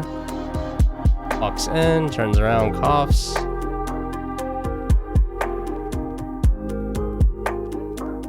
Nods to himself, walks off screen. Walks in, coughs. Looks at his fake watch. Alright, I think that's good. Looks superb. Wow, very kind words, thank you. Okay, so close that. Let's go to this one now.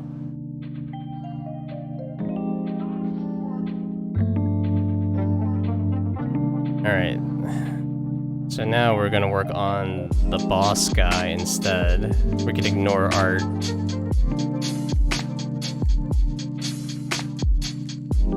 And this guy's gonna be a lot of work because he has so much more details on him.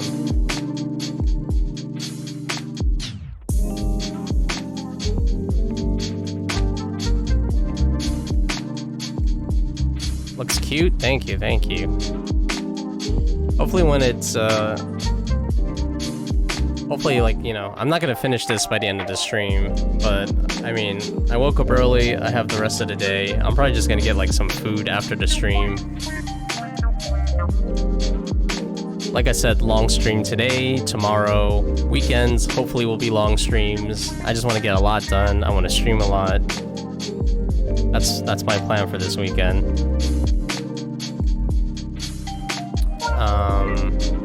And hopefully my goal is to get a few of these animations finished. That's my ultimate goal. Like, I'm pretty confident I could finish this focus redeem, at least by the weekend. Even better if I could finish it today, even if it's off stream. And then it'll just be available on Friday. And then I think after this one, I want to work on the donation. I should really work on the raid one, but the raid one I feel like I have to work on it some more. I don't know. Or I could just work on the raid one. That way, in case it ever happens again, because no one's actually donated, used the donation thing, so I probably should like put that lower priority. I don't know. We'll see what happens. But I'm definitely excited to like at least finish the alerts.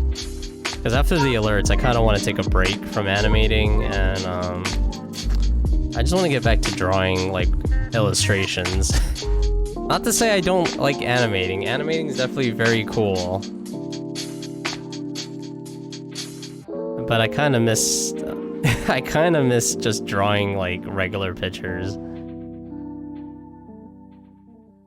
To be honest, watching your stream or any art streamer motivates me to animate or do art. You should. Okay. You shouldn't if you don't really like want to. Like only do things you really want to in life. Like I feel like with art is like one of those things like a lot of people would love to do art, but like the moment you realize a lot of work has to go into it, is suddenly like what stops people. But if you really like art, if you really like animating, you don't just like the result. If you like the process of making it, like the process is like you dream up of an idea, you sketch it in your sketchbook, and you like, you know, really try to like figure out how to make it, then you know, by all means go for it. By all means at least try it, you know. Do you do art, by the way? Anraid? Do you draw or anything? Or make music? You know, it doesn't have to be drawing. Or crocheting.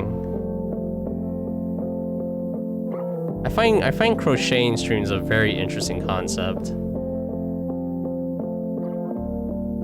Like I would never think that would be a thing, but it's a thing.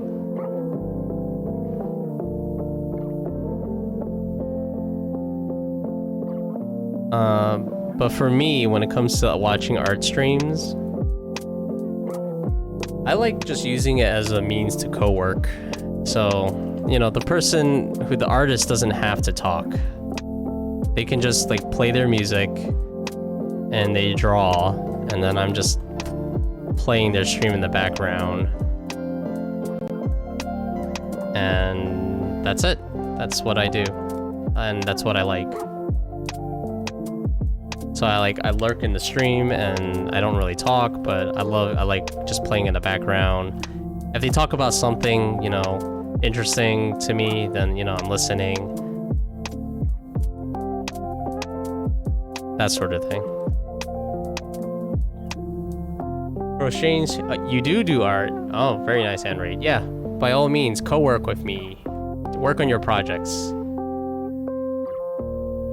Crocheting stream sounds like a massive vibe. It's interesting. I've never really watched it, mainly because like I don't think I'm gonna be too interested in a crocheting stream, but I just find the idea interesting. Like this person's like knitting something, and like I don't know. I guess that just shows you can do whatever you want. You can really make whatever content you want, and there's gonna be like people there. It sounds relaxing. I'll say that. Probably sounds super relaxing. I think another thing I like, and I've seen it before, I haven't seen them in my Twitch feed, mainly because, you know, I'm not really interested in crocheting streams, but I remember there was like a crocheting stream or a knitting stream, and it's like this old lady, like this literal grandma. And I'm just like, wow, Twitch is very diverse. Which I think is cool. I think that's actually very cool. Literal grandmother crocheting. Like she looks it too. She's got the white hair, glasses. She looks old. The whole shebang. Animation student here. Oh wow, very cool. Well, I hope you do well in your studies and you make a lot of cool stuff. If I have any advice to give to a student, to a person who's still in school and stuff, it's to make as much cool stuff as possible for your portfolio.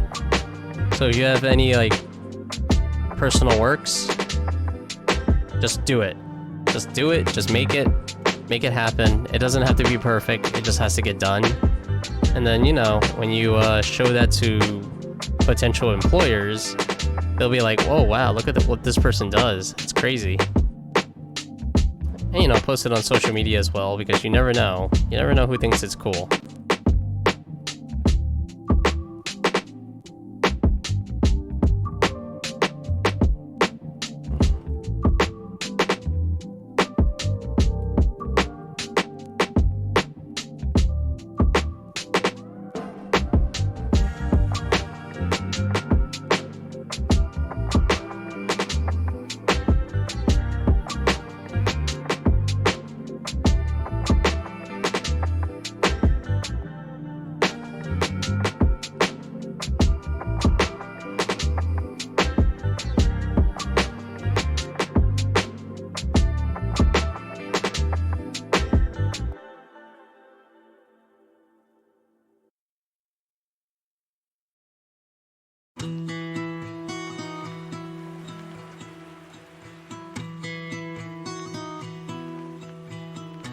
You'll note that advice.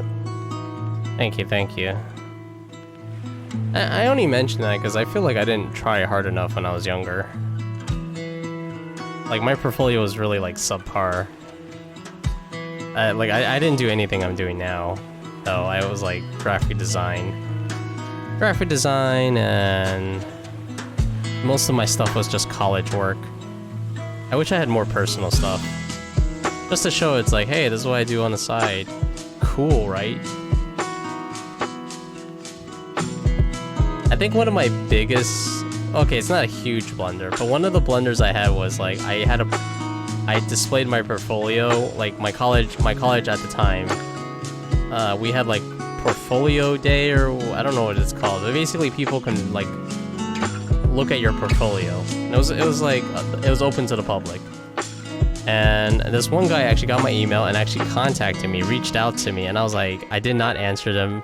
I didn't see that email because I kind of, like, didn't check my email because I was like, I think at the time I was working like retail, and that email was a year old. I did reach back to them, but I'm pretty sure at that point it was too late. Like, who's gonna read a year-old email? Sucks. Missed opportunity. Yeah, I mean, I deserve that. But, you know, I also didn't really expect anything to come out of that whole experience, the portfolio thing. So I don't know, maybe I was like a little jaded about that. Like, oh yeah, like, or maybe it's just like self-doubt, but it's like, who's gonna look at my stuff, blah, blah, blah, blah, blah, blah, and it's like, oh no, missed opportunity, no. And I'm like, oh well, lesson learned. Always check your emails every now and then. This opportunity, indeed, yeah. It's not like a freelance thing, though, so not like an actual job. But still, probably would have been an interesting experience.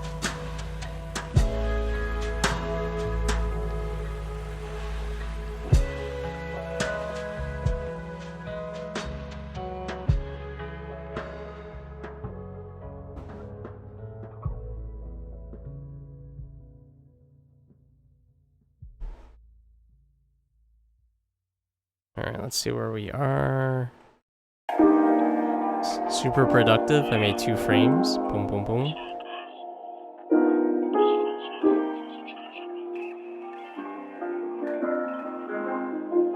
Bam, bam, bam, bam. So I'm just gonna try to get this animation up, and then I'm gonna work on the details, because I know this guy wears a suit.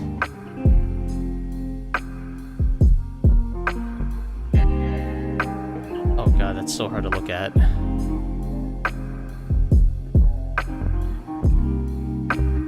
Yeah, but yeah, definitely missed opportunities.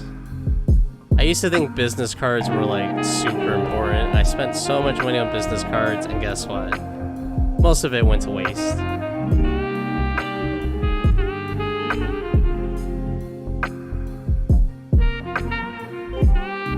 I hate trying to think so far, like, I hate trying to, like, plan so far, and then, like, most of it just doesn't come to any use, because, like, it's kind of not important, like, this early in my journey.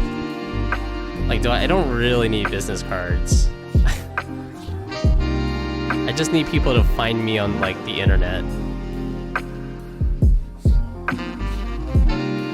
I feel like business cards is better if it's like a more formal occasion, like if I'm going to a network event.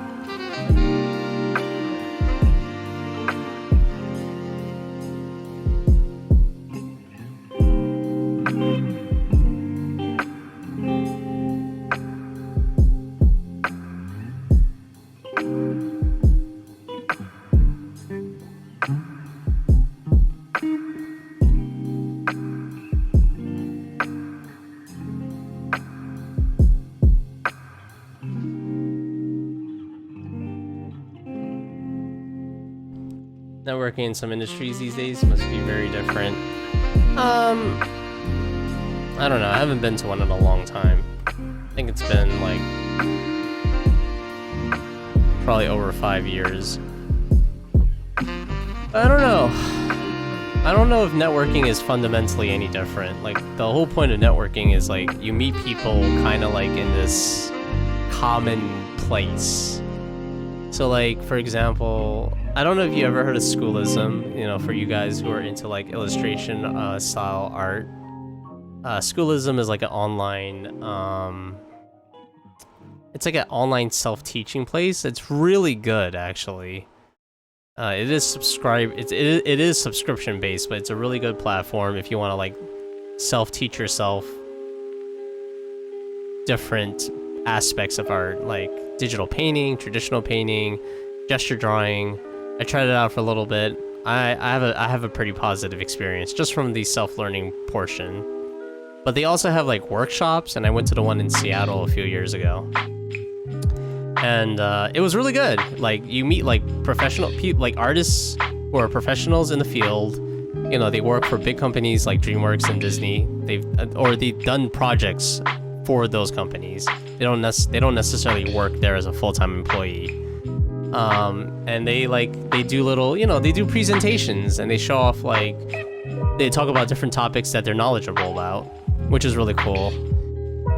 And you know, the thing that I didn't do was, like, I didn't network with anyone there, so that was like, I don't really know what I was expecting at the time, but looking back on it, what I should have done was I should have talked to the people that were there, the people who were like me visiting, and the people who were doing the presentation. I should have just walked up to them and say, hey, my name is so-and-so, I have a few questions, do you mind if I ask them, blah blah blah.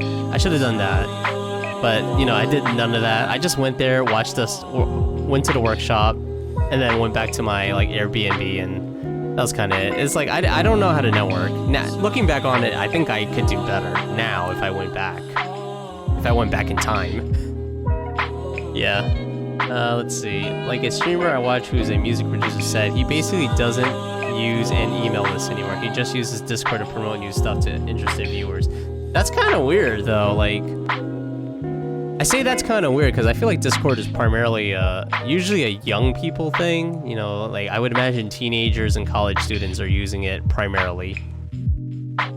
But, like, let's say you're an old guy, right? Let's say you're in your 50s and 60s. You're like, you know, you're a seasoned person in the industry.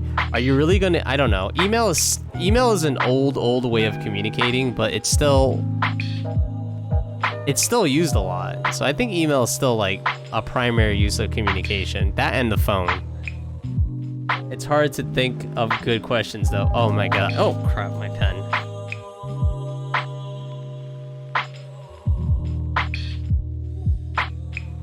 I don't know, in terms of coming up with questions, like during their presentation, I guess, yeah, it might be a little bit difficult, but I don't know. I guess it depends on, like I said, I think nowadays I would be a lot better at figuring out what to ask. Oh, turn that off. Because, like, you know, I'm at a different place. Like, back then I had no idea. I had zero idea what to do. I had zero idea what to ask. You know, my question would be like, how do I get better at art? Which is like a terrible question because it's too broad. You know, after reading a lot of these, like, I read a lot of career coaching books. And, you know, some of them might be a little bit hokey, but some of them, you know, sometimes they give you good advice, sometimes. So, like, in terms of, like, asking questions, you really want to be, like, specific. Because if you ask too broad of a question, you know, the person answering they're also going to have a hard time because it's, like, such a big question. Like, how to get better at art is too big. But I guess if you could ask them, like, oh, what are some, like, routines or, like, daily exercises? What are like small little exercises that I can do that have, like, good impact on art, on art, or how to improve your discipline in making art, things like that. Just be more specific. And I mean, in fairness, his target audience is probably a lot younger than 60. Yeah, I mean, that's fair. But the thing is, like, the only issue I have with that way of marketing is, like, I don't recall, like, if I do a web search, right? If I just go on the internet and did, like, a web search to find keywords, and I used keywords, like, would I be able to find the guy's Discord? Like, if I said, oh, I want to find music, rock, blah blah blah, you know, if I type those into the search engine, would I be able to find them? Because that's kind of why, like, having a website is still useful. Website and social media, that is. I'm assuming this guy has social media. They have to. Like, you're not gonna market solely on Discord.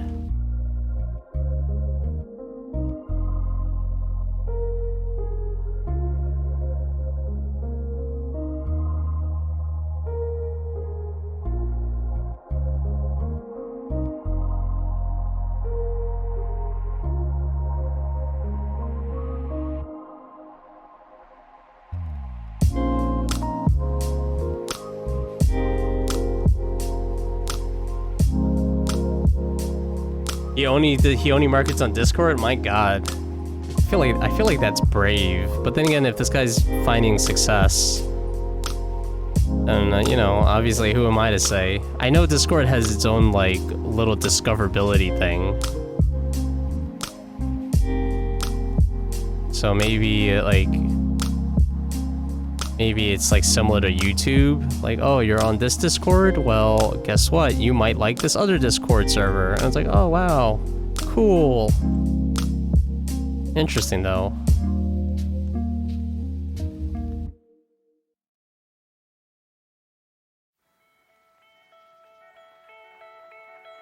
Oh, I need to do his little...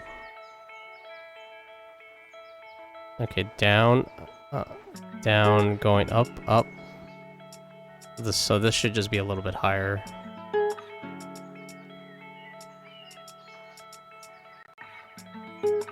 Something like that.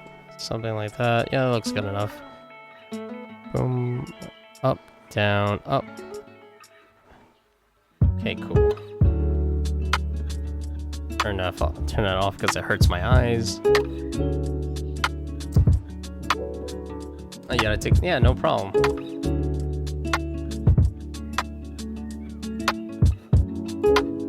I didn't even realize you, I didn't even realize you went on a phone call, honestly, so yeah, no problem.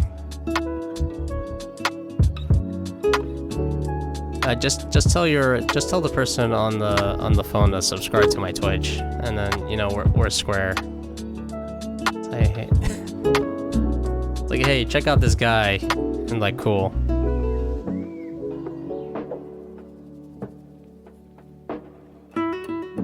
Check out this guy, he draws really weird stuff. I'm like, thanks. He also plays games really poorly.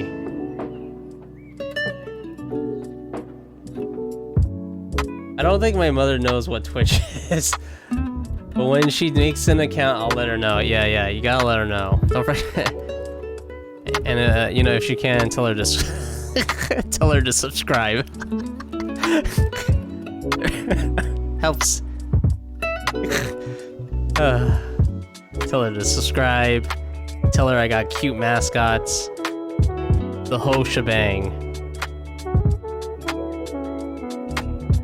I can't miss this opportunity like I missed all those other opportunities. I gotta increase my demographic.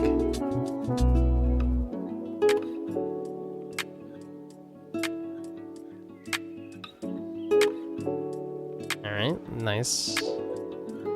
Oh, I forgot to do the teeth, didn't I?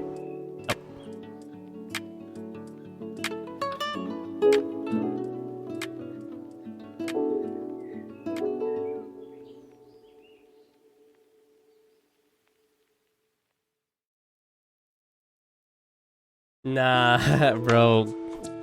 Bro, just call my mother an opportunity. That's cook. Yeah, now that you put it that way, it does sound incredibly cold.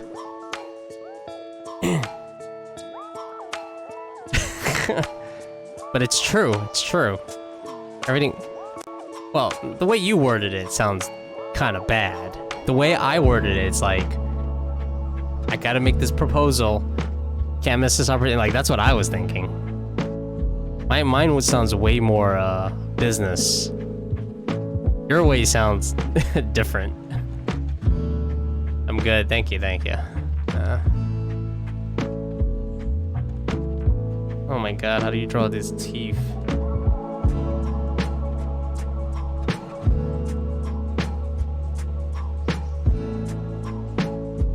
Now you're proposing to your mom? Oh my god. Twisting my words like a knife in my gut.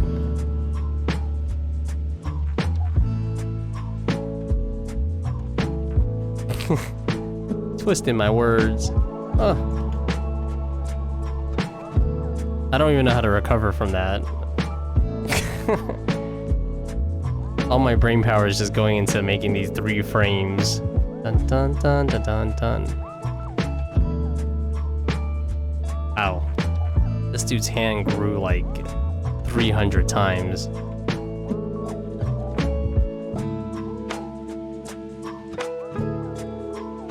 Make it a little smaller.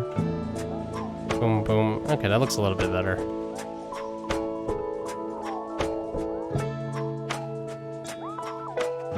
Yeah, animating is hard. I can't come up with good comebacks. Usually I could. Like, at work I'm like super witty most of the time. But that's also because like at work I'm doing like some of the most mindless stuff. Like I don't really have to process too much. I don't have to use like too much like brain power. So I guess like my reserves go into being like witty. But doing this is like I can barely talk.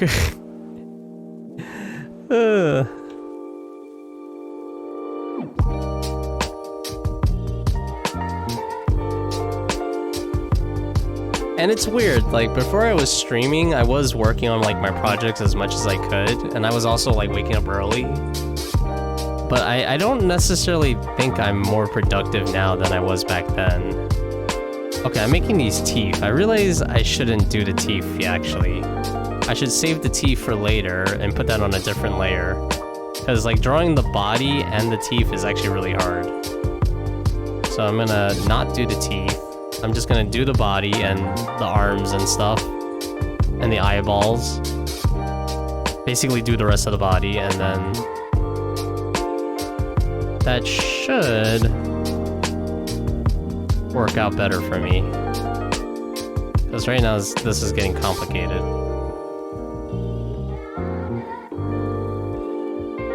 After all my nonsense, so I think she would dig the vibes. I hope she, hey, if your mom ever does, you know, she doesn't have to make a Twitch account, obviously. If you ever share this channel and she likes it, that'd be cool.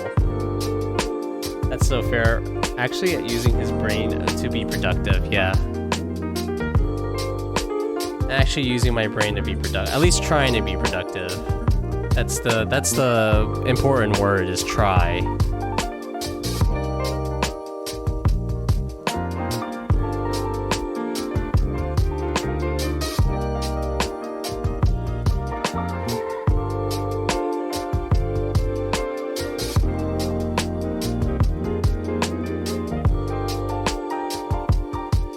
Yeah, but I guess I want to add to that, not to that, I just want to add, you know, if you guys are co-working and like, if you are making like any kind of art, I do have a share your art, I have a channel called Your Art Here, you know, you always share your stuff there. Just share it with other people. Other people might think it's cool too, not just you. I don't know. It's kind of hard to figure out like channels to make on the Discord because it's like I don't really know how to make a community. that seems like it requires like a ton of work. So right now, like I'm just like copying other Discord channels. I'm just like, what do you have? Oh yeah, I think that's pretty cool. I'll just steal that idea.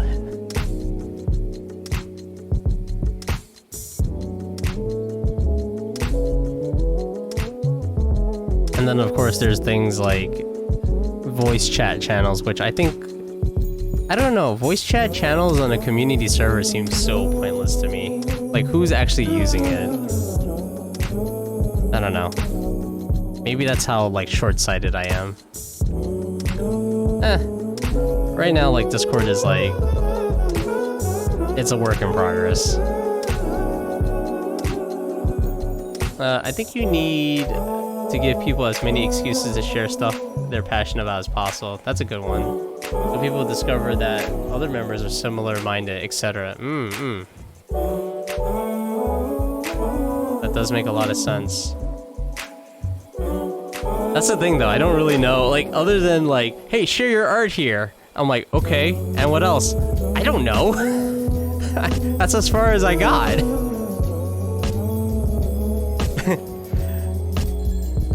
Like, I have no idea. Oh, music sharing channel. I would feel like, I don't know. Would that be too much to ask to like just put it all together? Like, you know, like, oh, this is the art channel, and then I guess segregating it based on like how similar it is to each other is not bad. It keeps it organized, but at the same time, it's like, I don't know. I think it's gonna have to wait. I think that's gonna be an idea for the future. The music sharing channel does sound interesting, but like, I think I'll worry about that in the future. That's why like there's the feedback section. Like if people really feel like it's a cool idea and they think it's like worthwhile, they could always shoot me a suggestion there.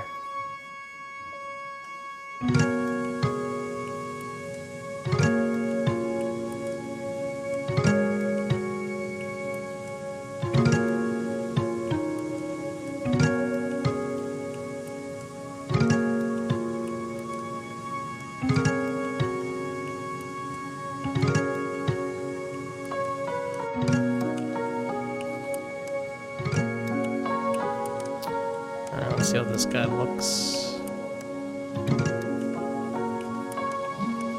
Alright, definitely looks like it got smaller, but let's make this a little bigger, I guess. It's only like 3 frames anyway.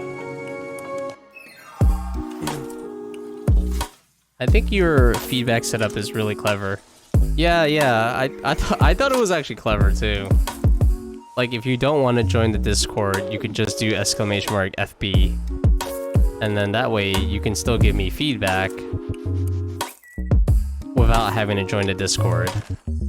Because, you know, I'm sure not everyone wants to join, you know, whatever their reason. They don't want to join another Discord server, or maybe they don't like Discord, which is also a reason. Because, you know, Discord is not exactly the most... Supposedly, it's not the most user-respecting platform, but at the same time, it is still very popular, so... To not use it is like, it's kind of like to my detriment. But that goes the same with like every social media platform in the world. It's like, oh, what's that? You're gonna take my data and, I don't know, feed it to AI? Okay, I guess. Have at thee. Take my data. Oh, you're creating an AI version of myself? Alright, cool. I guess I agreed to those terms. Maybe.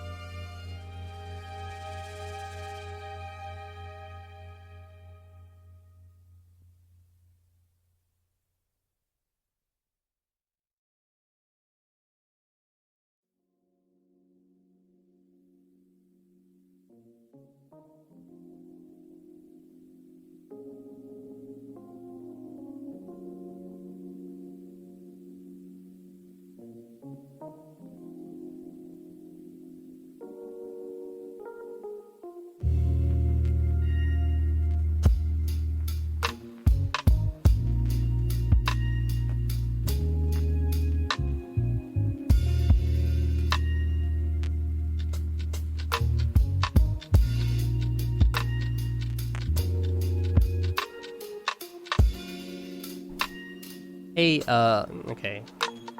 Just gonna make sure I don't say it wrong. Lillian Antha. Hello, how's it going? How you doing? Welcome to the stream. I'm Chuck Chan, and I do art here. And right now, I'm animating. As you can see, I'm animating this beautiful guy right here. Looks a lot like me. Probably is me. Anyway, doing some stream overlay animations because a lot of ideas I have, and I think they would look pretty cool once they're implemented into the stream. Yeah, but how you doing, by the way? Welcome to, if you're from the East Coast, it's super early. If you're not, it's super early for me. And it's a co-working channel. Silly goober, right? Yeah, exactly. This is like I intend for this to be like a co-working channel. So if you have anything you wanna work on, you know, we could just work on it together. You could put me in the background, and you know, let's be productive. Other than that, you know, I hope you enjoyed the stream.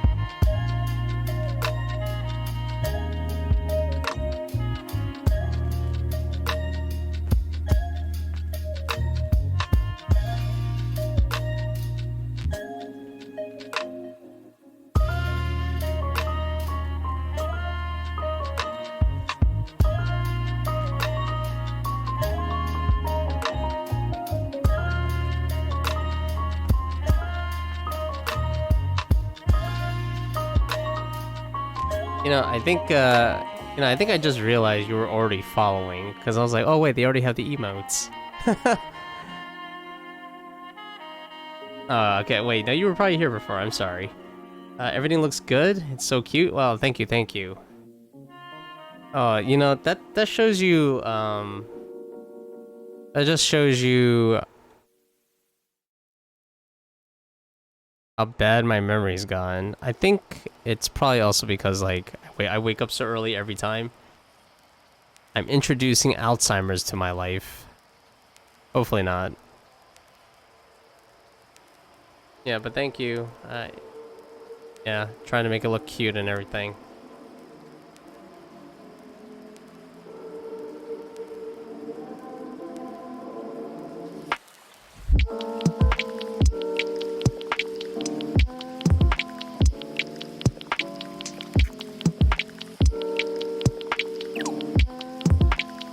We'll see how this looks like, you know, when it gets done. That's what I'm super excited about. I'm like, I'm not really worried too much about like, oh, this looks kind of weird, this looks kind of weird. It's just like, I'm just like, looks good enough, looks good enough, looks good enough, let's keep going.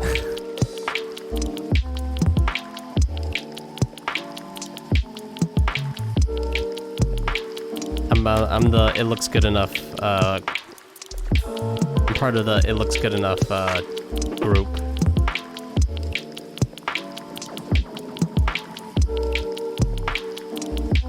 And if it looks good enough, we're golden.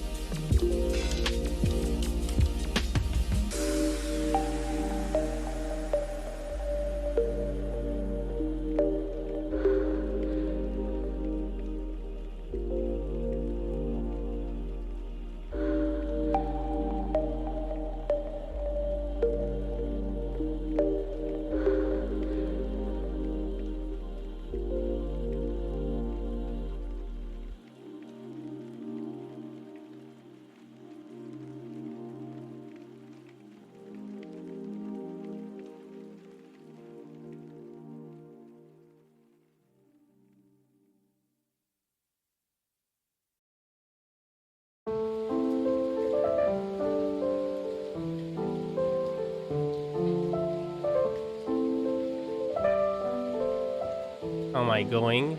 Chuck E. Cheese. Cammy, is Chuck E. Cheese still around? Also, is there Chuck E. Cheese's in Australia? Because that blows my mind. I would think Chuck E. Cheese is predominantly an American thing. It's going alright. You know, I think,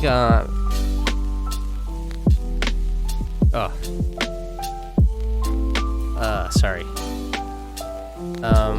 Yeah, it's going alright. You know, I think we're making, I'm making progress. Like, definitely want my goal to be like, hey, I want to finish this by today. Which seems like a lot. It might be a lot, but if I just knuckle down, like I have all day. I woke up at like 2:30 in the morning, so I have all day, and I'm gonna just eat caffeine pills or something and just keep at it. Yeah, I don't think we have them here. Oh, okay. I was like, oh,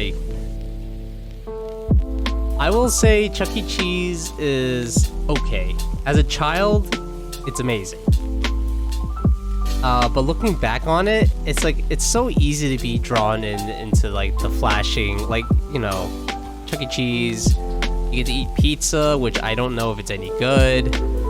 You get to play a bunch of ticket games and get crappy toys that cost like pennies, but you spent like $50 to get those tickets.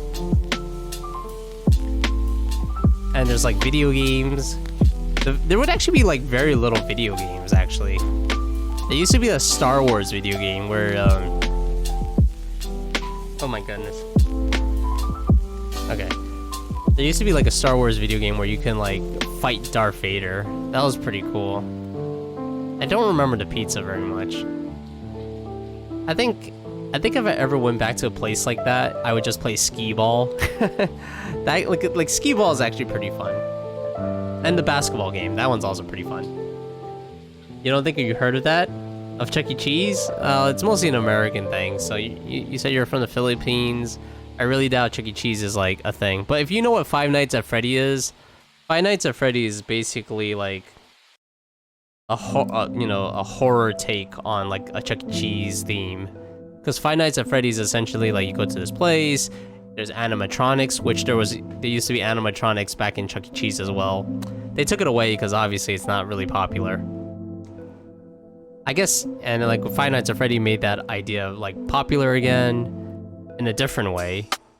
But it's the same concept. You go to like this pizza place, you get crappy pizza, you play some games, you get ticket items, kids go there, parents take their kids to go there to have fun, that sort of thing. The animatronics would be like entertainment, so they would like sing songs or talk to the audience, that sort of thing. It's got a mouse mascot. Yeah, Chucky. Yeah, he's or Chuck, I forgot. Yeah, that's the. It's not just the mouse though. He has like a bunch of friends.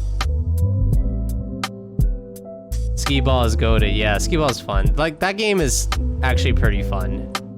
Like who cares about the tickets? I just want to like try to get that corner pocket. So it's like an arcade cross a fast food chain. Interesting. Basically, yeah. It's you know, like I said, it's for children, so it's there to take you like a young kid, like 10 years or younger, typically. And there's like a play area for the really young ones, and you know they play in the ball pit and stuff. Go down the 3-foot slide. And for the slightly older ones, you know, they go play the arcade games, get tickets, they get crappy gifts. There's like some gifts that I remember those experiences. I was all about that. I love that stuff. Like, oh man, I want to get that $50,000 ticket item, which is like, if you went to the store, you could get it for like maybe $10. But if you play at Chuck E. Cheese, you could get the same item for like $300. So, you know, after you get enough tickets. Yeah. It's such a scam, really, but it's like, I liked it. You know, it's nostalgic for me. I definitely like it. I think the alternative for Chuck E. Cheese, and it's like, you can still take kids there, but it's like also for adults, is we have Dave & Buster's here, which is like an arcade with tickets and video games. but they also sell booze.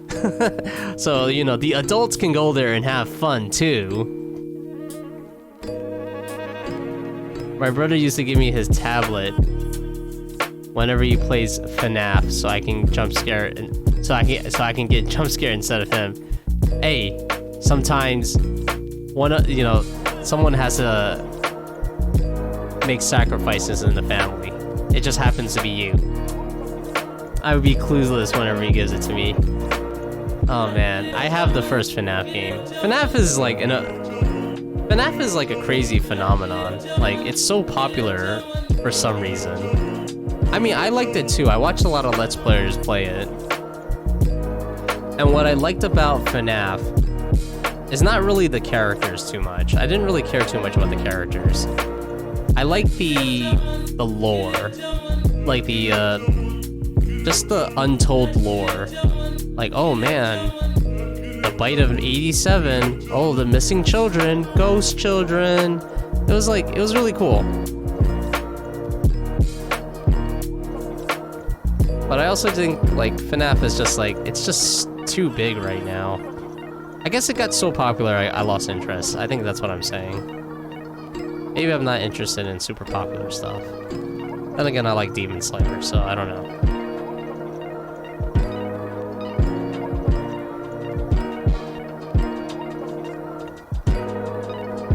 And like, I know they came out with another game recently, and there's like, also the internet is just littered with like mascot horror games. There's so many of them. There's so many of them that I don't even know what makes them special anymore. I think there's just too many. Like, there's one with a raccoon. It looks so good too. It looked really, really good. There's like one where you go to an amusement park, which is different than Five Nights at Freddy's. You go to an amusement park, and the mascot is a raccoon, but the raccoon is trying to help you. And the raccoon is like an AI, which is interesting. It's an AI in the game, not an actual AI. It's like an AI in the game, and he's trying to help you, but all his mascot friends have turned into like these horrific monsters. And I'm like, oh, that looks really cool, and I haven't heard of anything ever since. And there's like, what other mascot games are there? Poppy's Playtime looks interesting. I saw the first chapter, and I was blown away. I didn't play it, I just watched it. But I was blown away at like how good it was. And that's kind of where I stopped after the first chapter. Interesting. I knew of Dave & Buster's, but I didn't know what that was either. You know, it's basically Chuck E. Cheese, but it also has stuff for adults. I think it's also a bowling alley, I think. I don't remember. I don't really go to Dave & Buster's.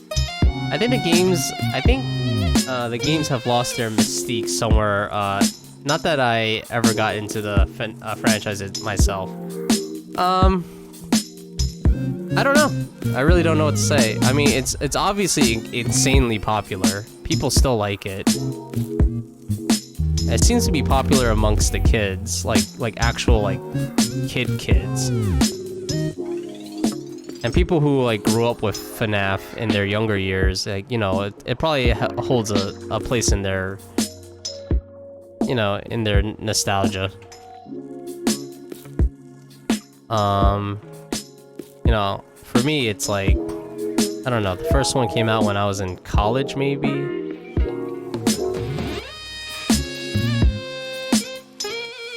But yeah, I don't know. I mean, like I said, it's still really popular, obviously. I haven't seen the latest stuff. I'm not really too interested. I think it's just, I don't know, I think it's just, it's gone on for so long. Like, how much more can you put into this? It's similar to like a TV series. Like, I love certain TV series, but some, like, okay, here's a show. I love the Regular Show, if anyone's seen that, with the bird and the raccoon and they work in the park. I love the Regular Show, but up to a certain point, I'm just like, Mordecai, how many girlfriends are you gonna break up with? Mordecai, what, like, I loved the Cloud Girl. I think her, like CJ or something, I forgot her name. But I love the Cloud Girl. I was like, yo, this is so good. You guys such a good pairing. And then they broke up. Spoiler, sorry. And they broke up, and I was like, yo, what's going on, my dude? You went through like 5 girlfriends, and then like then it went some weird way. I didn't watch all the episodes. I got up pretty far, and then I stopped, and then I just jumped to the last season. And the last season was like they're in space, and I'm thinking to myself, what is going on? Why are you guys in space now? And then it goes into this like epic battle later on in the season finale, and I'm like, I don't know what's happening. And then it gives you a closure, because the regular show was really popular apparently. I mean, I think that's a 10-season show, and then it gives you closure at the end, and the closure is like very like a coming of age ending. But everything that led up to that point was like, I don't know what's happening. This is such a confusing series. Like, the beginning was so good. It was just two dudes working at the park, and they're having fun. And, you know, maybe every now and then there's like a drama. Like, he has like a girlfriend issue. It's like, fine, whatever. Then it just went crazy. I don't know. That's a show that should have ended like season 5 or 6. Just saying. Remember people playing the game on their iPads in grade 4, so I was definitely the targeted demographic. I just didn't jump on board. Yeah, definitely. Like, it's a like the first FNAF. It's just very. It's got that allure. It's like, oh, what is this? And I'm like, oh, point and click, and we look around and we get jump scared. Fun. Yeah, you know, the first FNAF game is very reminiscent of what games used to be. So, like, the first FNAF, specifically the first FNAF, not the sequels. The sequels are, like, so much more polished and everything.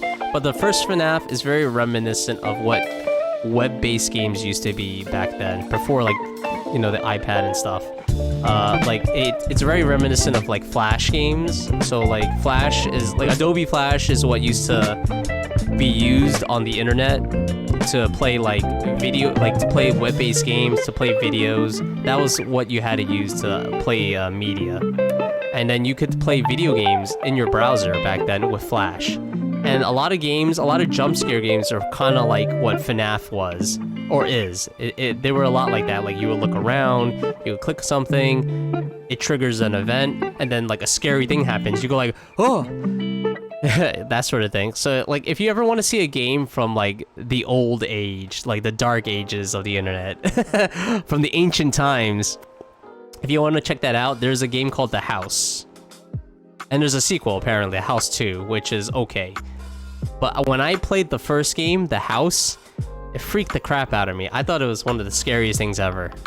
And it's basically the same thing. It's like you click around, boom, loud noise and scary image, and you get scared. It's like, whoa.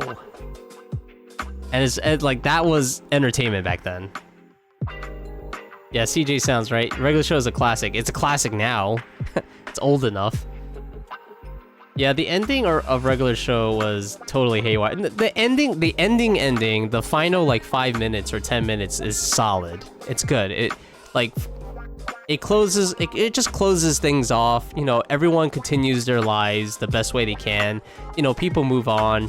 I mean, if you remember the ending, you know, basically like Mordecai and Rigby, they actually have like families and stuff at the end of the show. Like, they have kids and stuff. And it just closes off everything. But the entire last season is just like I don't know what's happening. They're in space. It's just weird. Flash games, my beloved. I'm surprised you even know what Flash games are, honestly. I feel like that's before your time. And plus, Flash was awful. Flash is such an awful what do I even call it? Platform, I guess? Because it was so slow and chunky. Like, the internet is so much better without Flash. I mean, I'm not saying it's much better with Unity and, like, the web browser, but at least with Unity, and similar 3D game engines, at least we get 3D games now. So at least that's interesting. Okay, I don't remember how many. I guess 1. I don't miss Flash at all. I'm glad it's dead.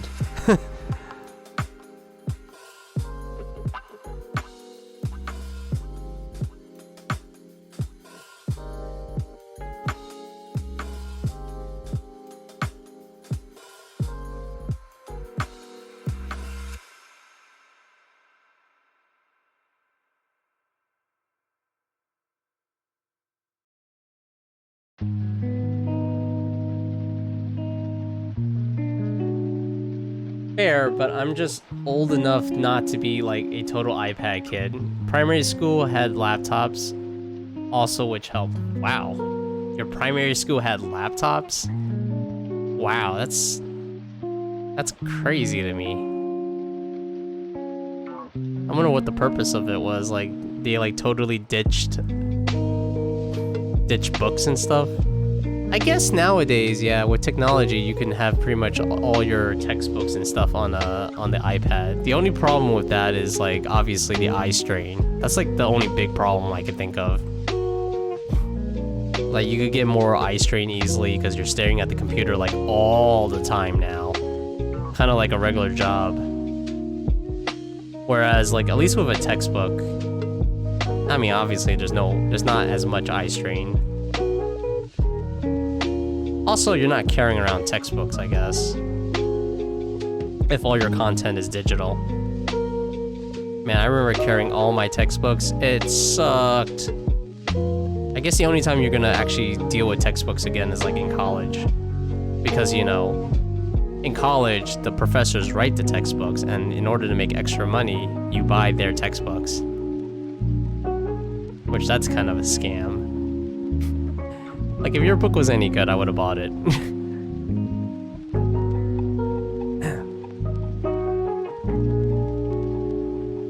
Yeah, it was nuts. Now, we had what was called a cybery. Oh, clever, like a library, but cyber, online.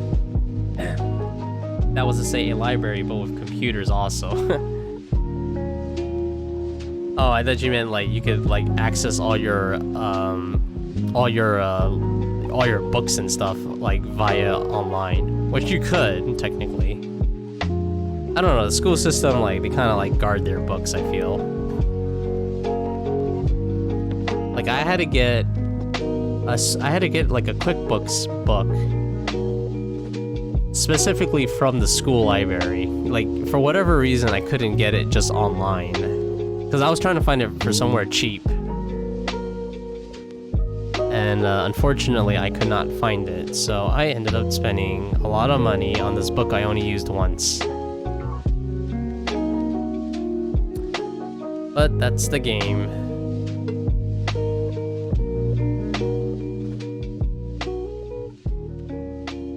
And I feel like I could have just gotten that education anywhere for like way cheaper. The book, that is. The college was actually okay price. Oh wait, there's two of them. Uh-oh. Alright, fine. Gotta keep that consistent. Yeah, that looks good. Yeah, uni textbooks are a scam. Yeah, unfortunate, but you you need it. Not all the books were straight from the college though. Like, some of it you could get like off like Amazon or eBay used, and, you know, save yourself money. Sometimes the professor would be cool and be like, hey, you can get like this old edition from like 5 years ago, and it'll save you a lot of money. And it would, of course, because it's a technically outdated book, I guess. I'm lucky most of my profs have shown us where to find it or just given us PDFs. Yeah, oh, you got good professors. They know that it's a racket. I mean, I feel like the professor would be less inclined to actually do that if it was like their book, you know? If they wrote a book and they get a cut, they get like a kickback if they sell their own book, you know, they're less inclined to, they're more inclined to like want you to buy it then, of course. But yeah, like, I had professors like that too. They would just like, here's the PDF. I'm like, oh, thank you. I don't have to spend money on this stupid book that I'm only going to use for like 3 months. Yeah, more professors. I feel like more professors are like that.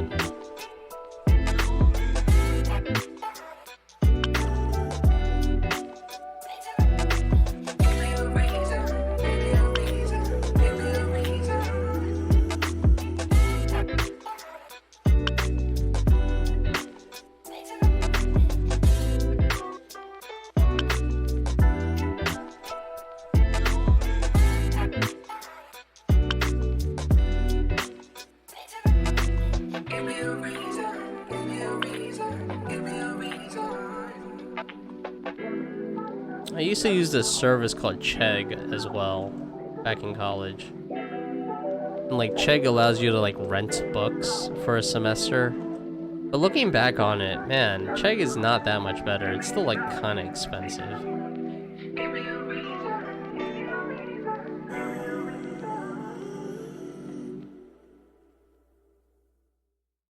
Like the only like real money saving option was buying like either you found the book online somewhere, special site, or you like bought an old edition of the book that was still good.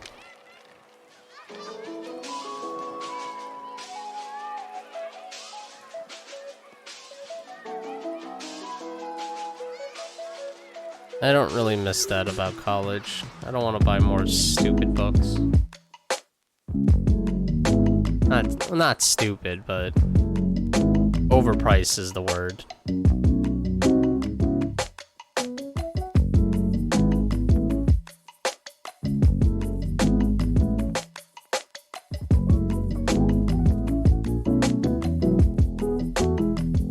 The contents of the book is fine. It's just like I don't want to spend $100 to $200 on it. Is all I'm saying. Not gonna lie, I thought Chegg was like an AI sort of thing where it like produces an answer for you. I mean, you know, nowadays AI is the thing. If you're a company, if you're like a sizable enough company and you're not implementing AI to some extent, I feel like you're gonna get left behind. Or at least that's how I think. I think Chegg literally has an ad though. I forgot where I saw it. It was either on Twitch or on my phone. But Chegg has an ad where like there's this boy and this girl, this college, like I guess they're in college, it makes sense. So they're like sitting in the library and the boy is like on his laptop and he's like asking AI to figure it out. And then Chegg has, I forgot what their mascot is. I think their mascot is like a worm or something. And the worm is talking to the girl and he's like, it's like, you should, I don't know, use our service and just use books or something, you know, something like that. And I guess basically they were saying like, you should still use books because AI is not going to solve all your questions still. And I'm like, okay, interesting. But if Chegg does have AI now, I would believe it.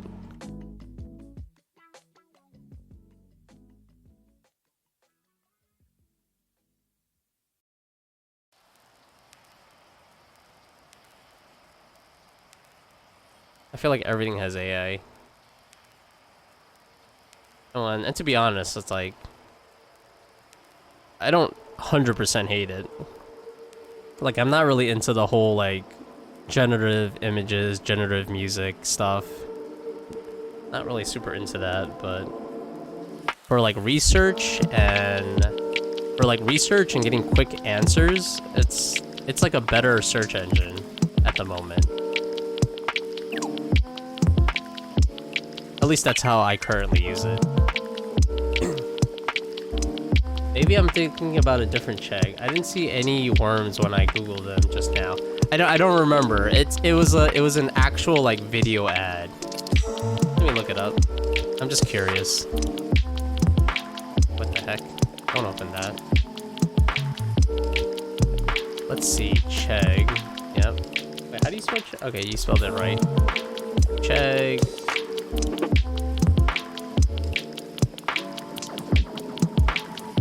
Yeah, I don't see any worms or anything.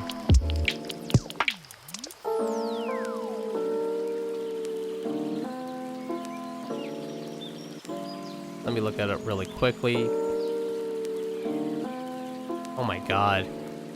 Don't, oh god. What the heck is this? I type in commercial for this and it gives me this awful, weird animated cartoon.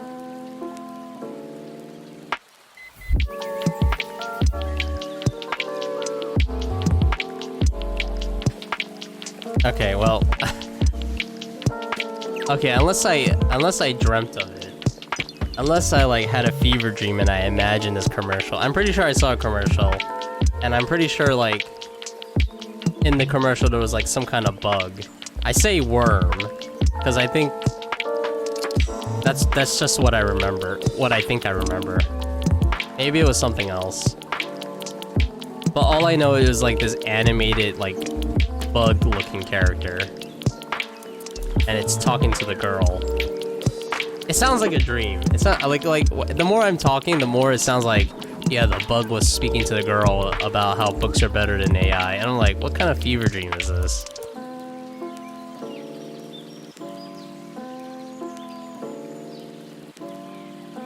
But I'm pretty sure I saw it. 100% sure it was a Chegg commercial. No, I believe you. But the more I'm talking about, I was like, oh, maybe it was a dream. Maybe it wasn't real. Maybe it just means I need more sleep.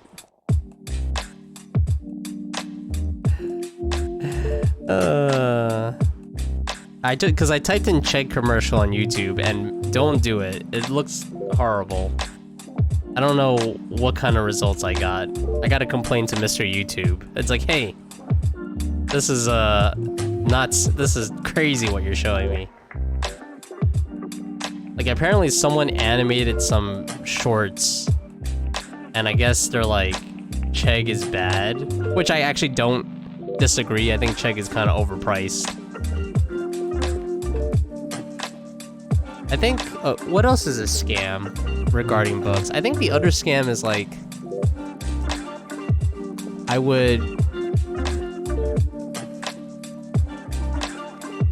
would buy a book and then you would resell it. I forgot if the store took it back or I sold it on Amazon. And of course, like, Amazon's gonna give me like nothing. I definitely don't miss that. I think when I went back to college for a second time, and I went for a community college, and I got like an accounting degree. So I just got like an associate's two-year degree.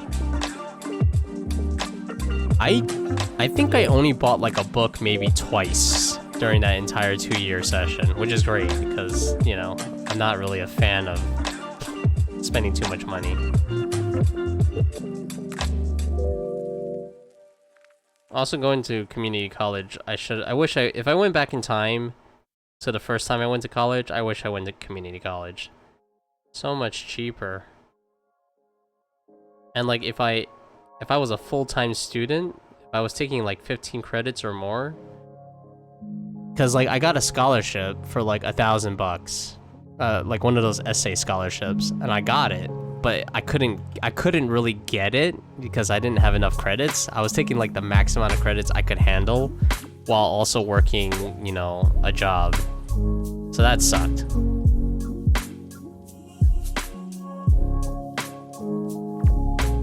But that's what it is.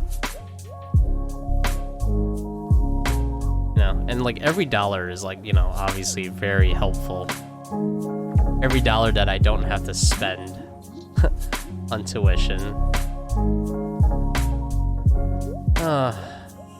If I ever need education again, I'll probably just do Coursera though. I don't think I want to ever go back to college.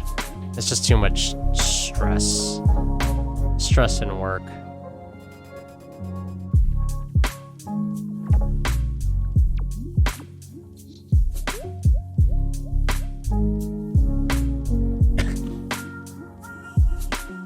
I've been to US once and I saw some of the strangest, funniest ads there, to be honest. So that clears. Well, I mean, ads everywhere are pretty funny. If you've ever seen Chinese ads, like in Hong Kong, for example, they're bizarre. And Japanese ads are like de facto really weird. I don't know. I guess it depends. Like if you've seen like the allergy medication ads, those are pretty weird. But some of them are like, I don't watch too many ads.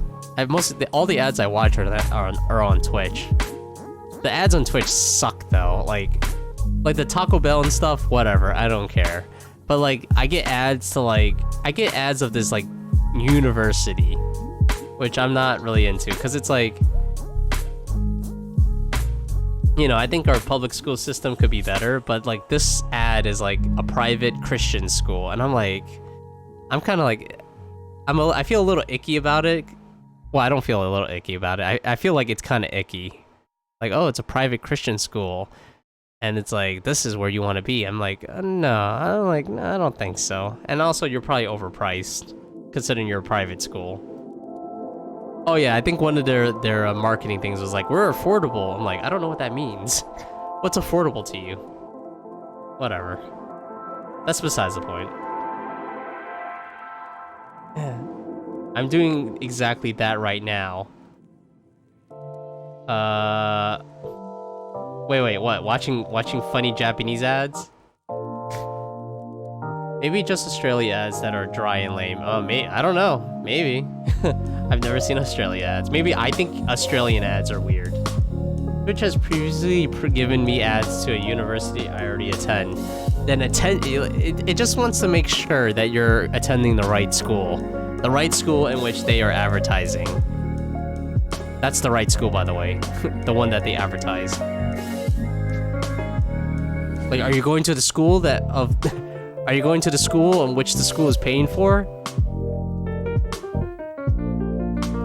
I think the only school I went to that is like actually advertised in like that I've seen the advertisement for is the one I attended in New York City. It's like one of the CUNY schools. If I know that means nothing to you, but it's basically a city school. So if you go to the city school and you're a city resident, you get you basically get like in-state, in-city tuition rate, which is beneficial to you. It tries to make people who live here already like attend school, but you know, school is getting more expensive irregardless. So I don't know how I don't know how helpful that is in the end.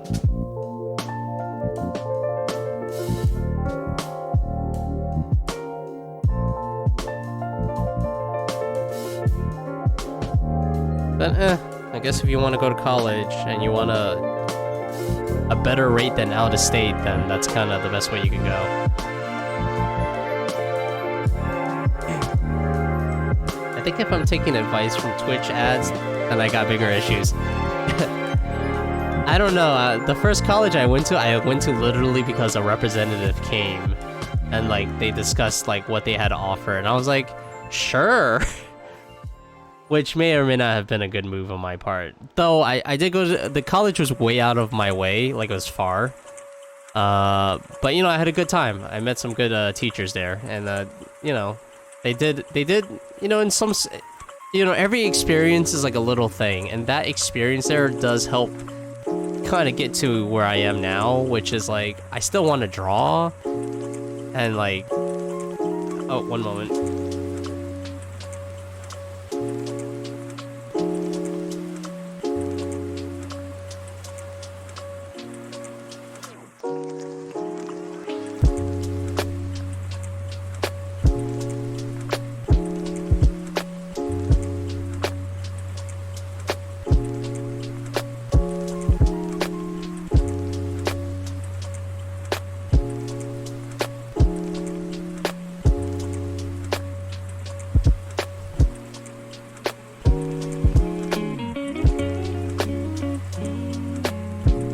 Alright, yeah.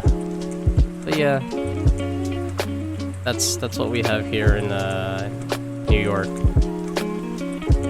Yeah, I guess in-state tuition is to help promote like residents of the state to like, hey, you know, you can go to college at a much better rate here than other places, even though like, you know, there's always a possibility that with financial aid, I don't know what the situation is with financial aid and stuff with our current administration. Like, I don't really follow it anymore, mainly because like, you know, I'm not in school. I'm not in school anymore, but yeah, but with financial aid, you could go to like a private school, and if you're like basically supposedly if you're poor enough, like I don't know if this is true, but you know, it's called needs based. So basically, if I guess the system decides if you need a lot of financial aid, they'll give it to you. But the financial aid isn't like, you know, it's not just free money, it's also like private loans too, so I don't know. Good and bad, I guess. I mean, my perspective after being in debt from the first college was I don't want to ever be in debt again. Not like that. So that's why I went to community college the second time. I could just pay it off a lot more. I could actually pay it off because it was a lot less ridiculous, the tuition rate.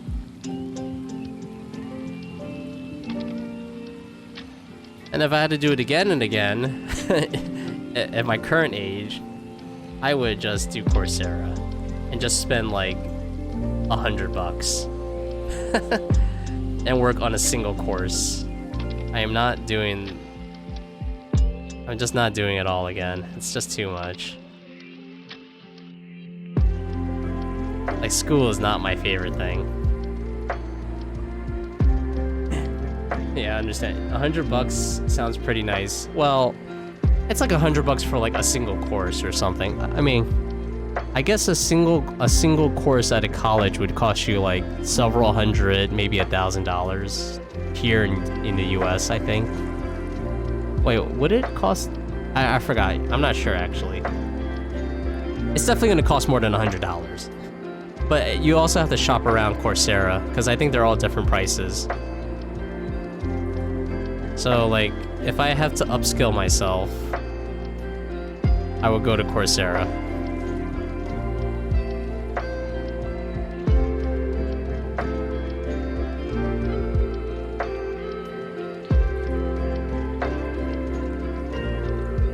Of course, there's always the problem, like there's no guarantee that anything I do in terms of education is going to be,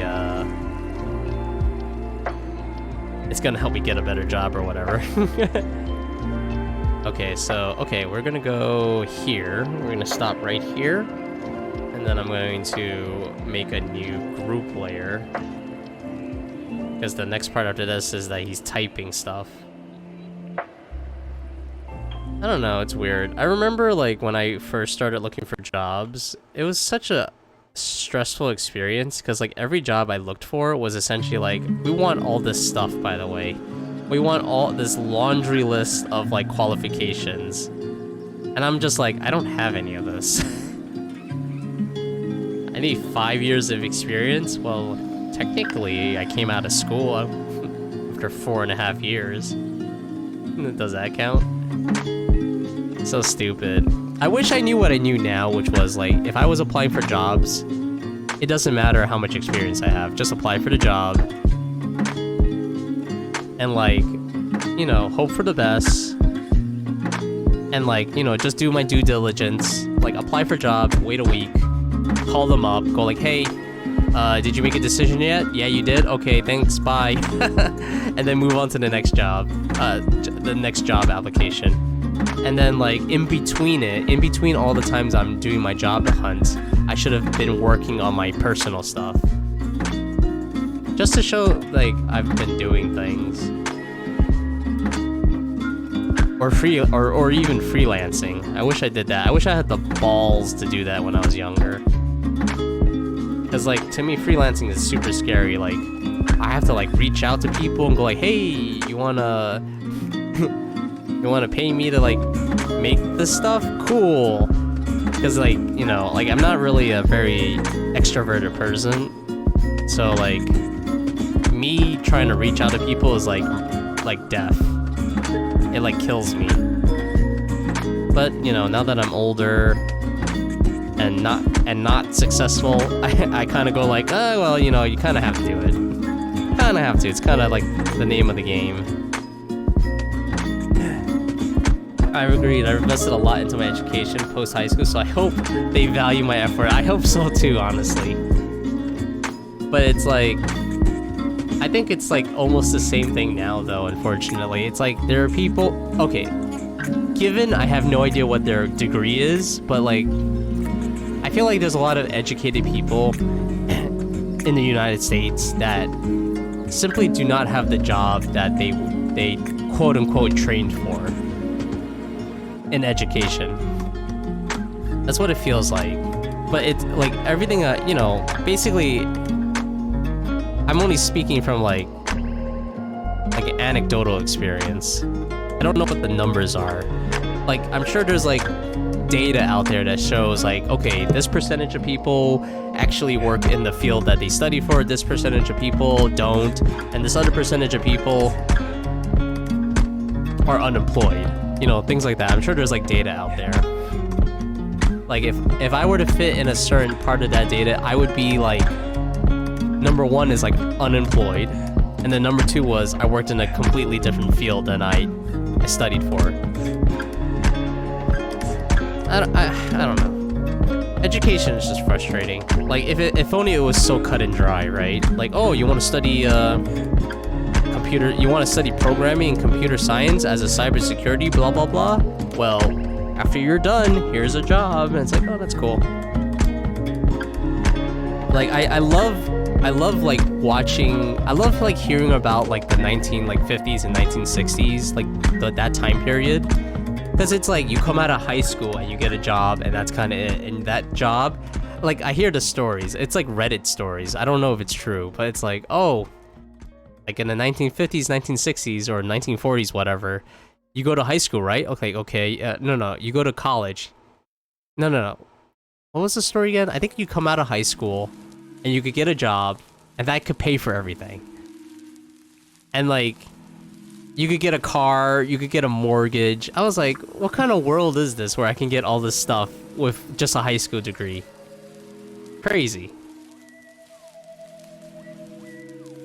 Beloved hindsight. Yeah, I too love my 2020 hindsight.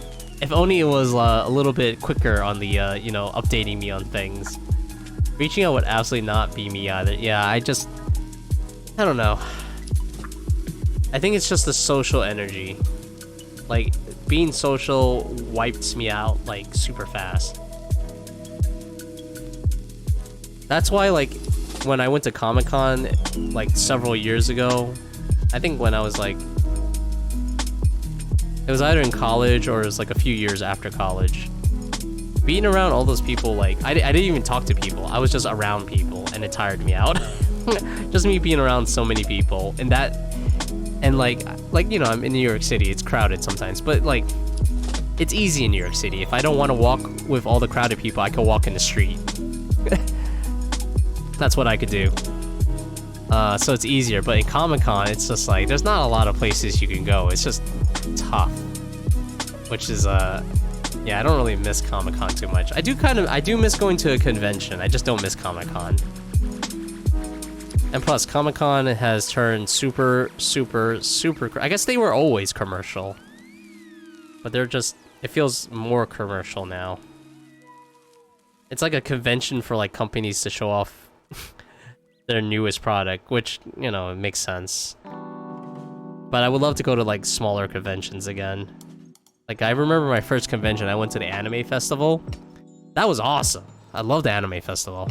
I think anime festival, I thought anime festival got replaced by Comic-Con and I got sad, but I think that still exists. I gotta look that up because I actually enjoyed myself.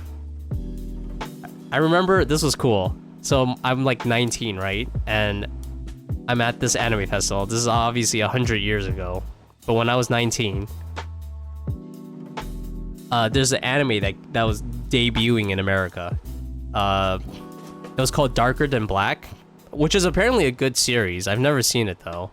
But it was called Darker Than Black, and a bunch of these people in cloaks surround me for some reason. And I was like, I'm gonna get jumped at anime festival? Really? And they gave me something, they hand me something. And I was like, what is this? It was really cool. So basically it was a promotion. No one said anything, so it was really creepy. Anyway, they surround me, they hand me something, and they leave. And then I had to go to this panel, and basically I got a free t-shirt and I get a front row viewing of the Darker Than Black anime. And I was like, oh, that was a weird experience, but I got a free t-shirt out of it. You've never been to a convention, to be honest, but it does sound fun to date. Yeah, conventions are fun. It depends on which one you go. I think Comic-Con is such a big convention. It's like, you know, obviously super big, like just a few days ago, they were selling tickets. Saturday is already sold out. Like, literally, like, a day or two after they opened up, Saturday got sold out. Saturday's obviously, like, I don't know, I guess their most popular day. My uncle and I wanted to try for Saturday, but it's just, I don't know, it's crazier now. Getting tickets for Comic-Con. New York City Comic-Con, that is. So, I mean, that's what it is. That's what it is in New York City, at least. Like, Comic-Con is just too big. That's why I was thinking, like, oh, maybe I should try smaller conventions, because they'd probably be cheaper, they'd probably be more fun, honestly.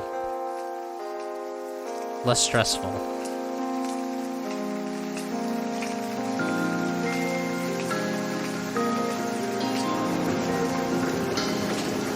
Yeah, that's sick. Yeah, getting surrounded by a bunch of people. Yeah, but I got a free t-shirt. Which I don't have anymore because it got worn out, but yeah. It was a cool thing, actually. Comic-Con sounds like, to me, like E3 or something. Big promotion and event thing. It is. It's mega huge. Like, you know, there's an artist alley, and there's all these, like, vendors that go there, but after a while, it just seems mostly like it's a place for, like, big name people to go to. That's what I feel. Like, really established names. And, you know, that's cool and all. But, I would also like to meet, like, small-time artists. Nowadays, I want to meet small-time artists. Back then, I kind of didn't care too much. I did buy stuff back then. I bought, like, fan art stuff. It was I don't know. Overall, it was just a cool experience. It was my first convention.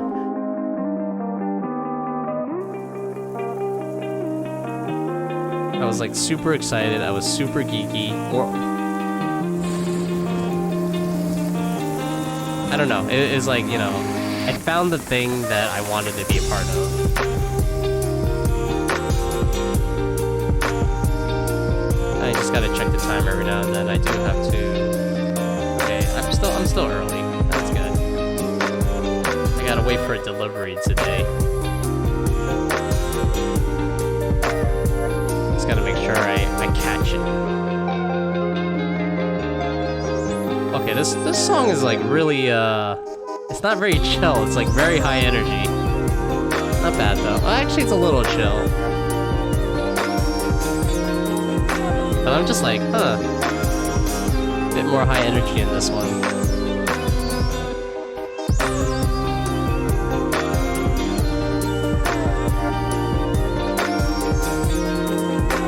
In fairness, what a convention's for aside collecting many people with this...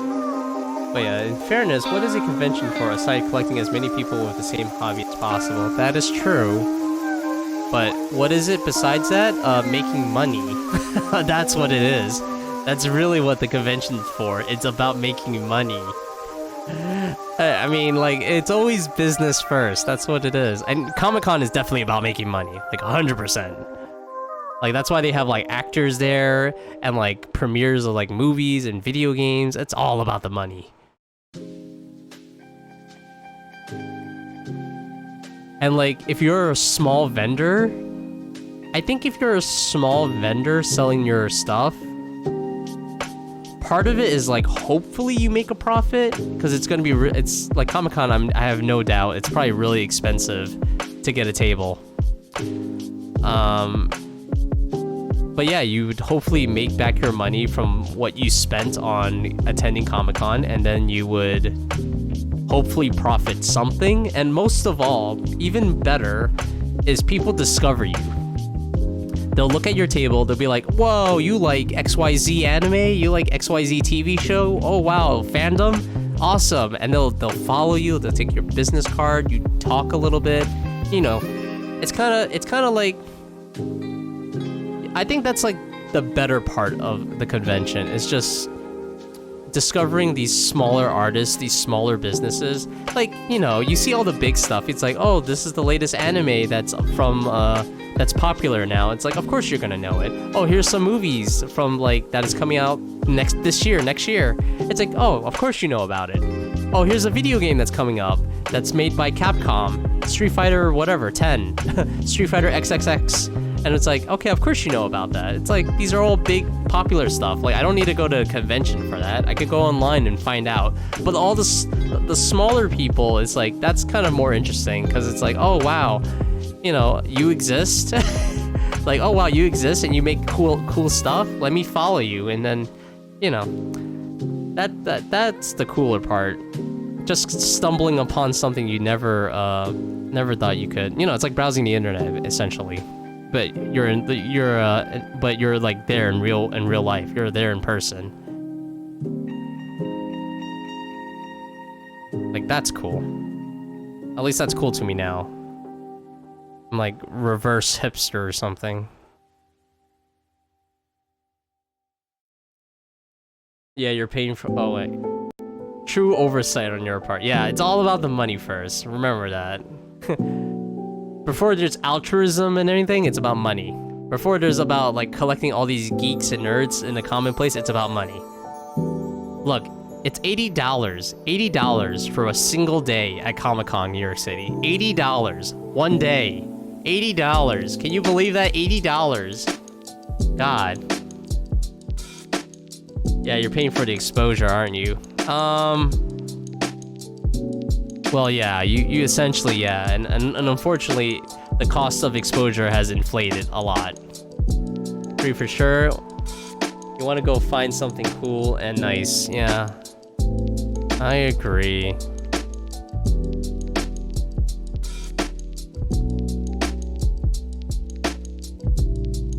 Okay, let's take this arm, copy it, and I'm just going to see if this works. I mean, I'm sure there's conventions in Australia. Oh, don't drop my pencil again. I'm sure there's conventions in Australia. I would like, you know, I don't know if you're into any fandoms, but I would definitely go at least once, because it's just quite the experience to see like all these people who are into like similar stuff as yourself.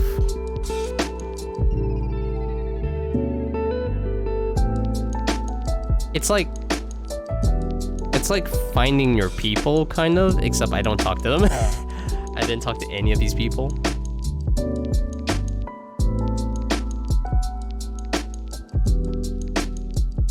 But you never know. And of course you could go out with your friends and it's still a pretty good time. Okay, so... I want to actually erase this guy's eyeballs. I want to erase these because the reason I want to erase it is because I'm going to make a new group layer. I want the blinking to be completely independent for now. And this allows me a little bit more control over the final. Oh, I could have done that a lot easier. Oh well, whatever. Alright, cool. Blink. Make a new layer. This is gonna be called blinking.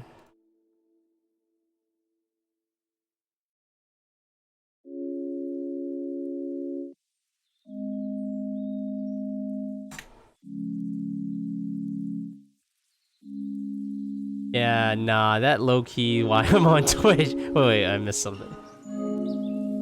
I can believe the ticket price, sadly. Welcome to 2025. I mean, welcome to 2025. Also, welcome to Comic-Con. I think when I first went to Comic-Con, it was like $50 to $60. That was like over 10 years ago, I think. I mean, look, when you're a popular place, you can command the prices. That's why I'm low-key on Twitch, because my people are not really in my city. I think most of the relevant conventions are interstate too, so that doesn't help.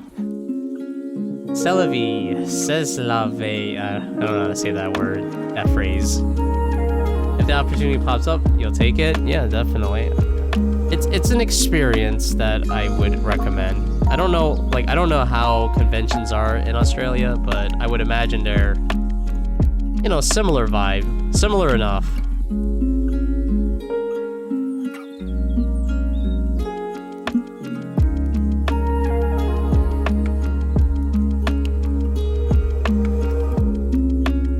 Like I said, it's just fun to like stumble upon other people who are into like similar stuff as yourself.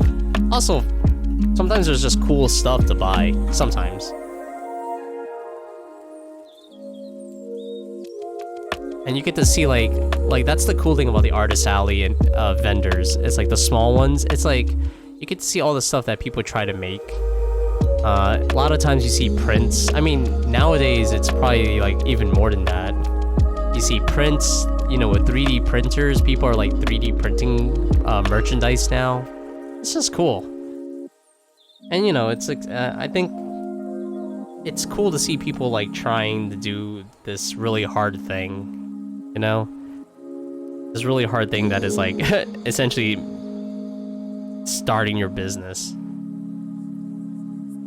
All right, let's see how this looks.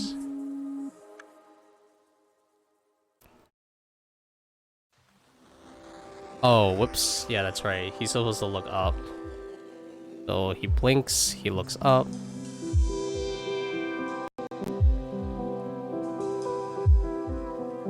Looks up. These are gonna be some really funny looking eyes. Yep, that looks good. And then he blinks again, he looks up. And then he looks up for maybe, I don't know, a second. Then he blinks down. Okay, no, that was a... What the heck? Oh. I was like, that's a long hold. Blink, blink, blink, blink, blink, blink. Okay, good. That looks good. C'est la vie. Oh, there we go. Yeah.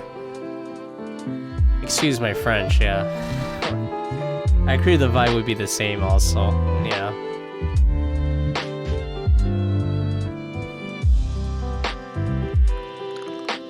Like, my only suggestion for, like, convention going is to bring water. That's really it. And don't buy the food, because the food is overpriced. But I think, what was the other cool thing about good conventions? The other thing I really liked was the panels. That was awesome. The panels were super good. Because sometimes, you know, like, there would be, like, this up-and-coming comic book artists, and you get to hear them talk. Or, like panels about, like, how to start a comic. Now, the idea is cool. It's not always good, though. I will say that. Like, sometimes it just doesn't vibe well with you. In which case, you just leave the room. You know, it's not a big deal.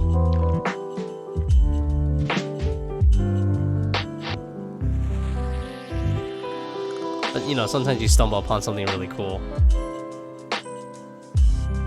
And if you ever want to get an idea of what a convention is like, you can always look up a video. That's how I saw Comic-Con from 2024. I saw a YouTube video. It looks super commercialized. Which I'm not really surprised, but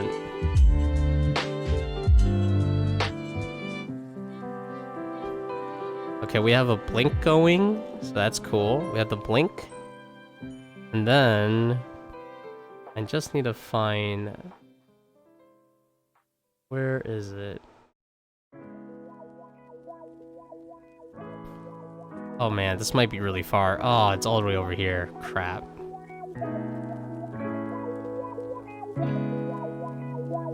Okay, let me move this closer. Oh, I don't want this to be like super far down the timeline. Return to pose. Return to pose. Cut keyframes. What is this? That's not necessary.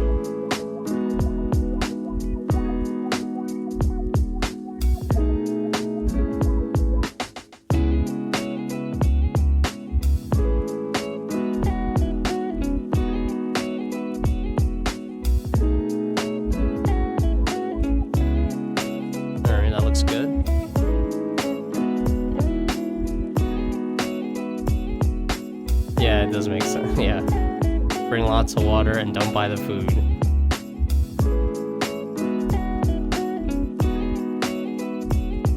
Okay, that looks good.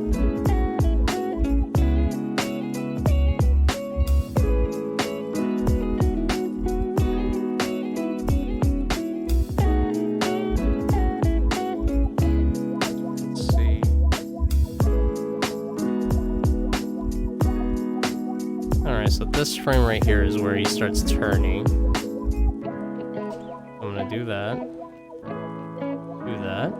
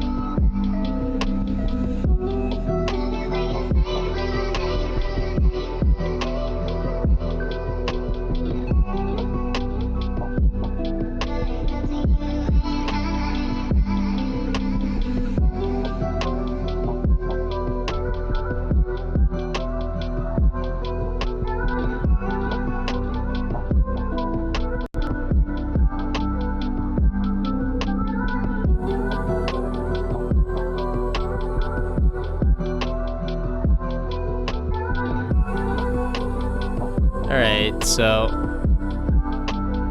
I think that's gonna be the end of the stream. I didn't sleep very much last night, so that's that's kind of a bummer. I think it's gonna be the end for now. It's a pretty long day though, and I'll probably just rest up.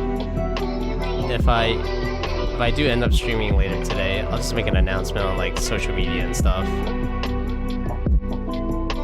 I think I got a lot done. I did a lot of this cleanup sketch. I'm just gonna have to add some details to some of them, like the teeth and the suit and the tie.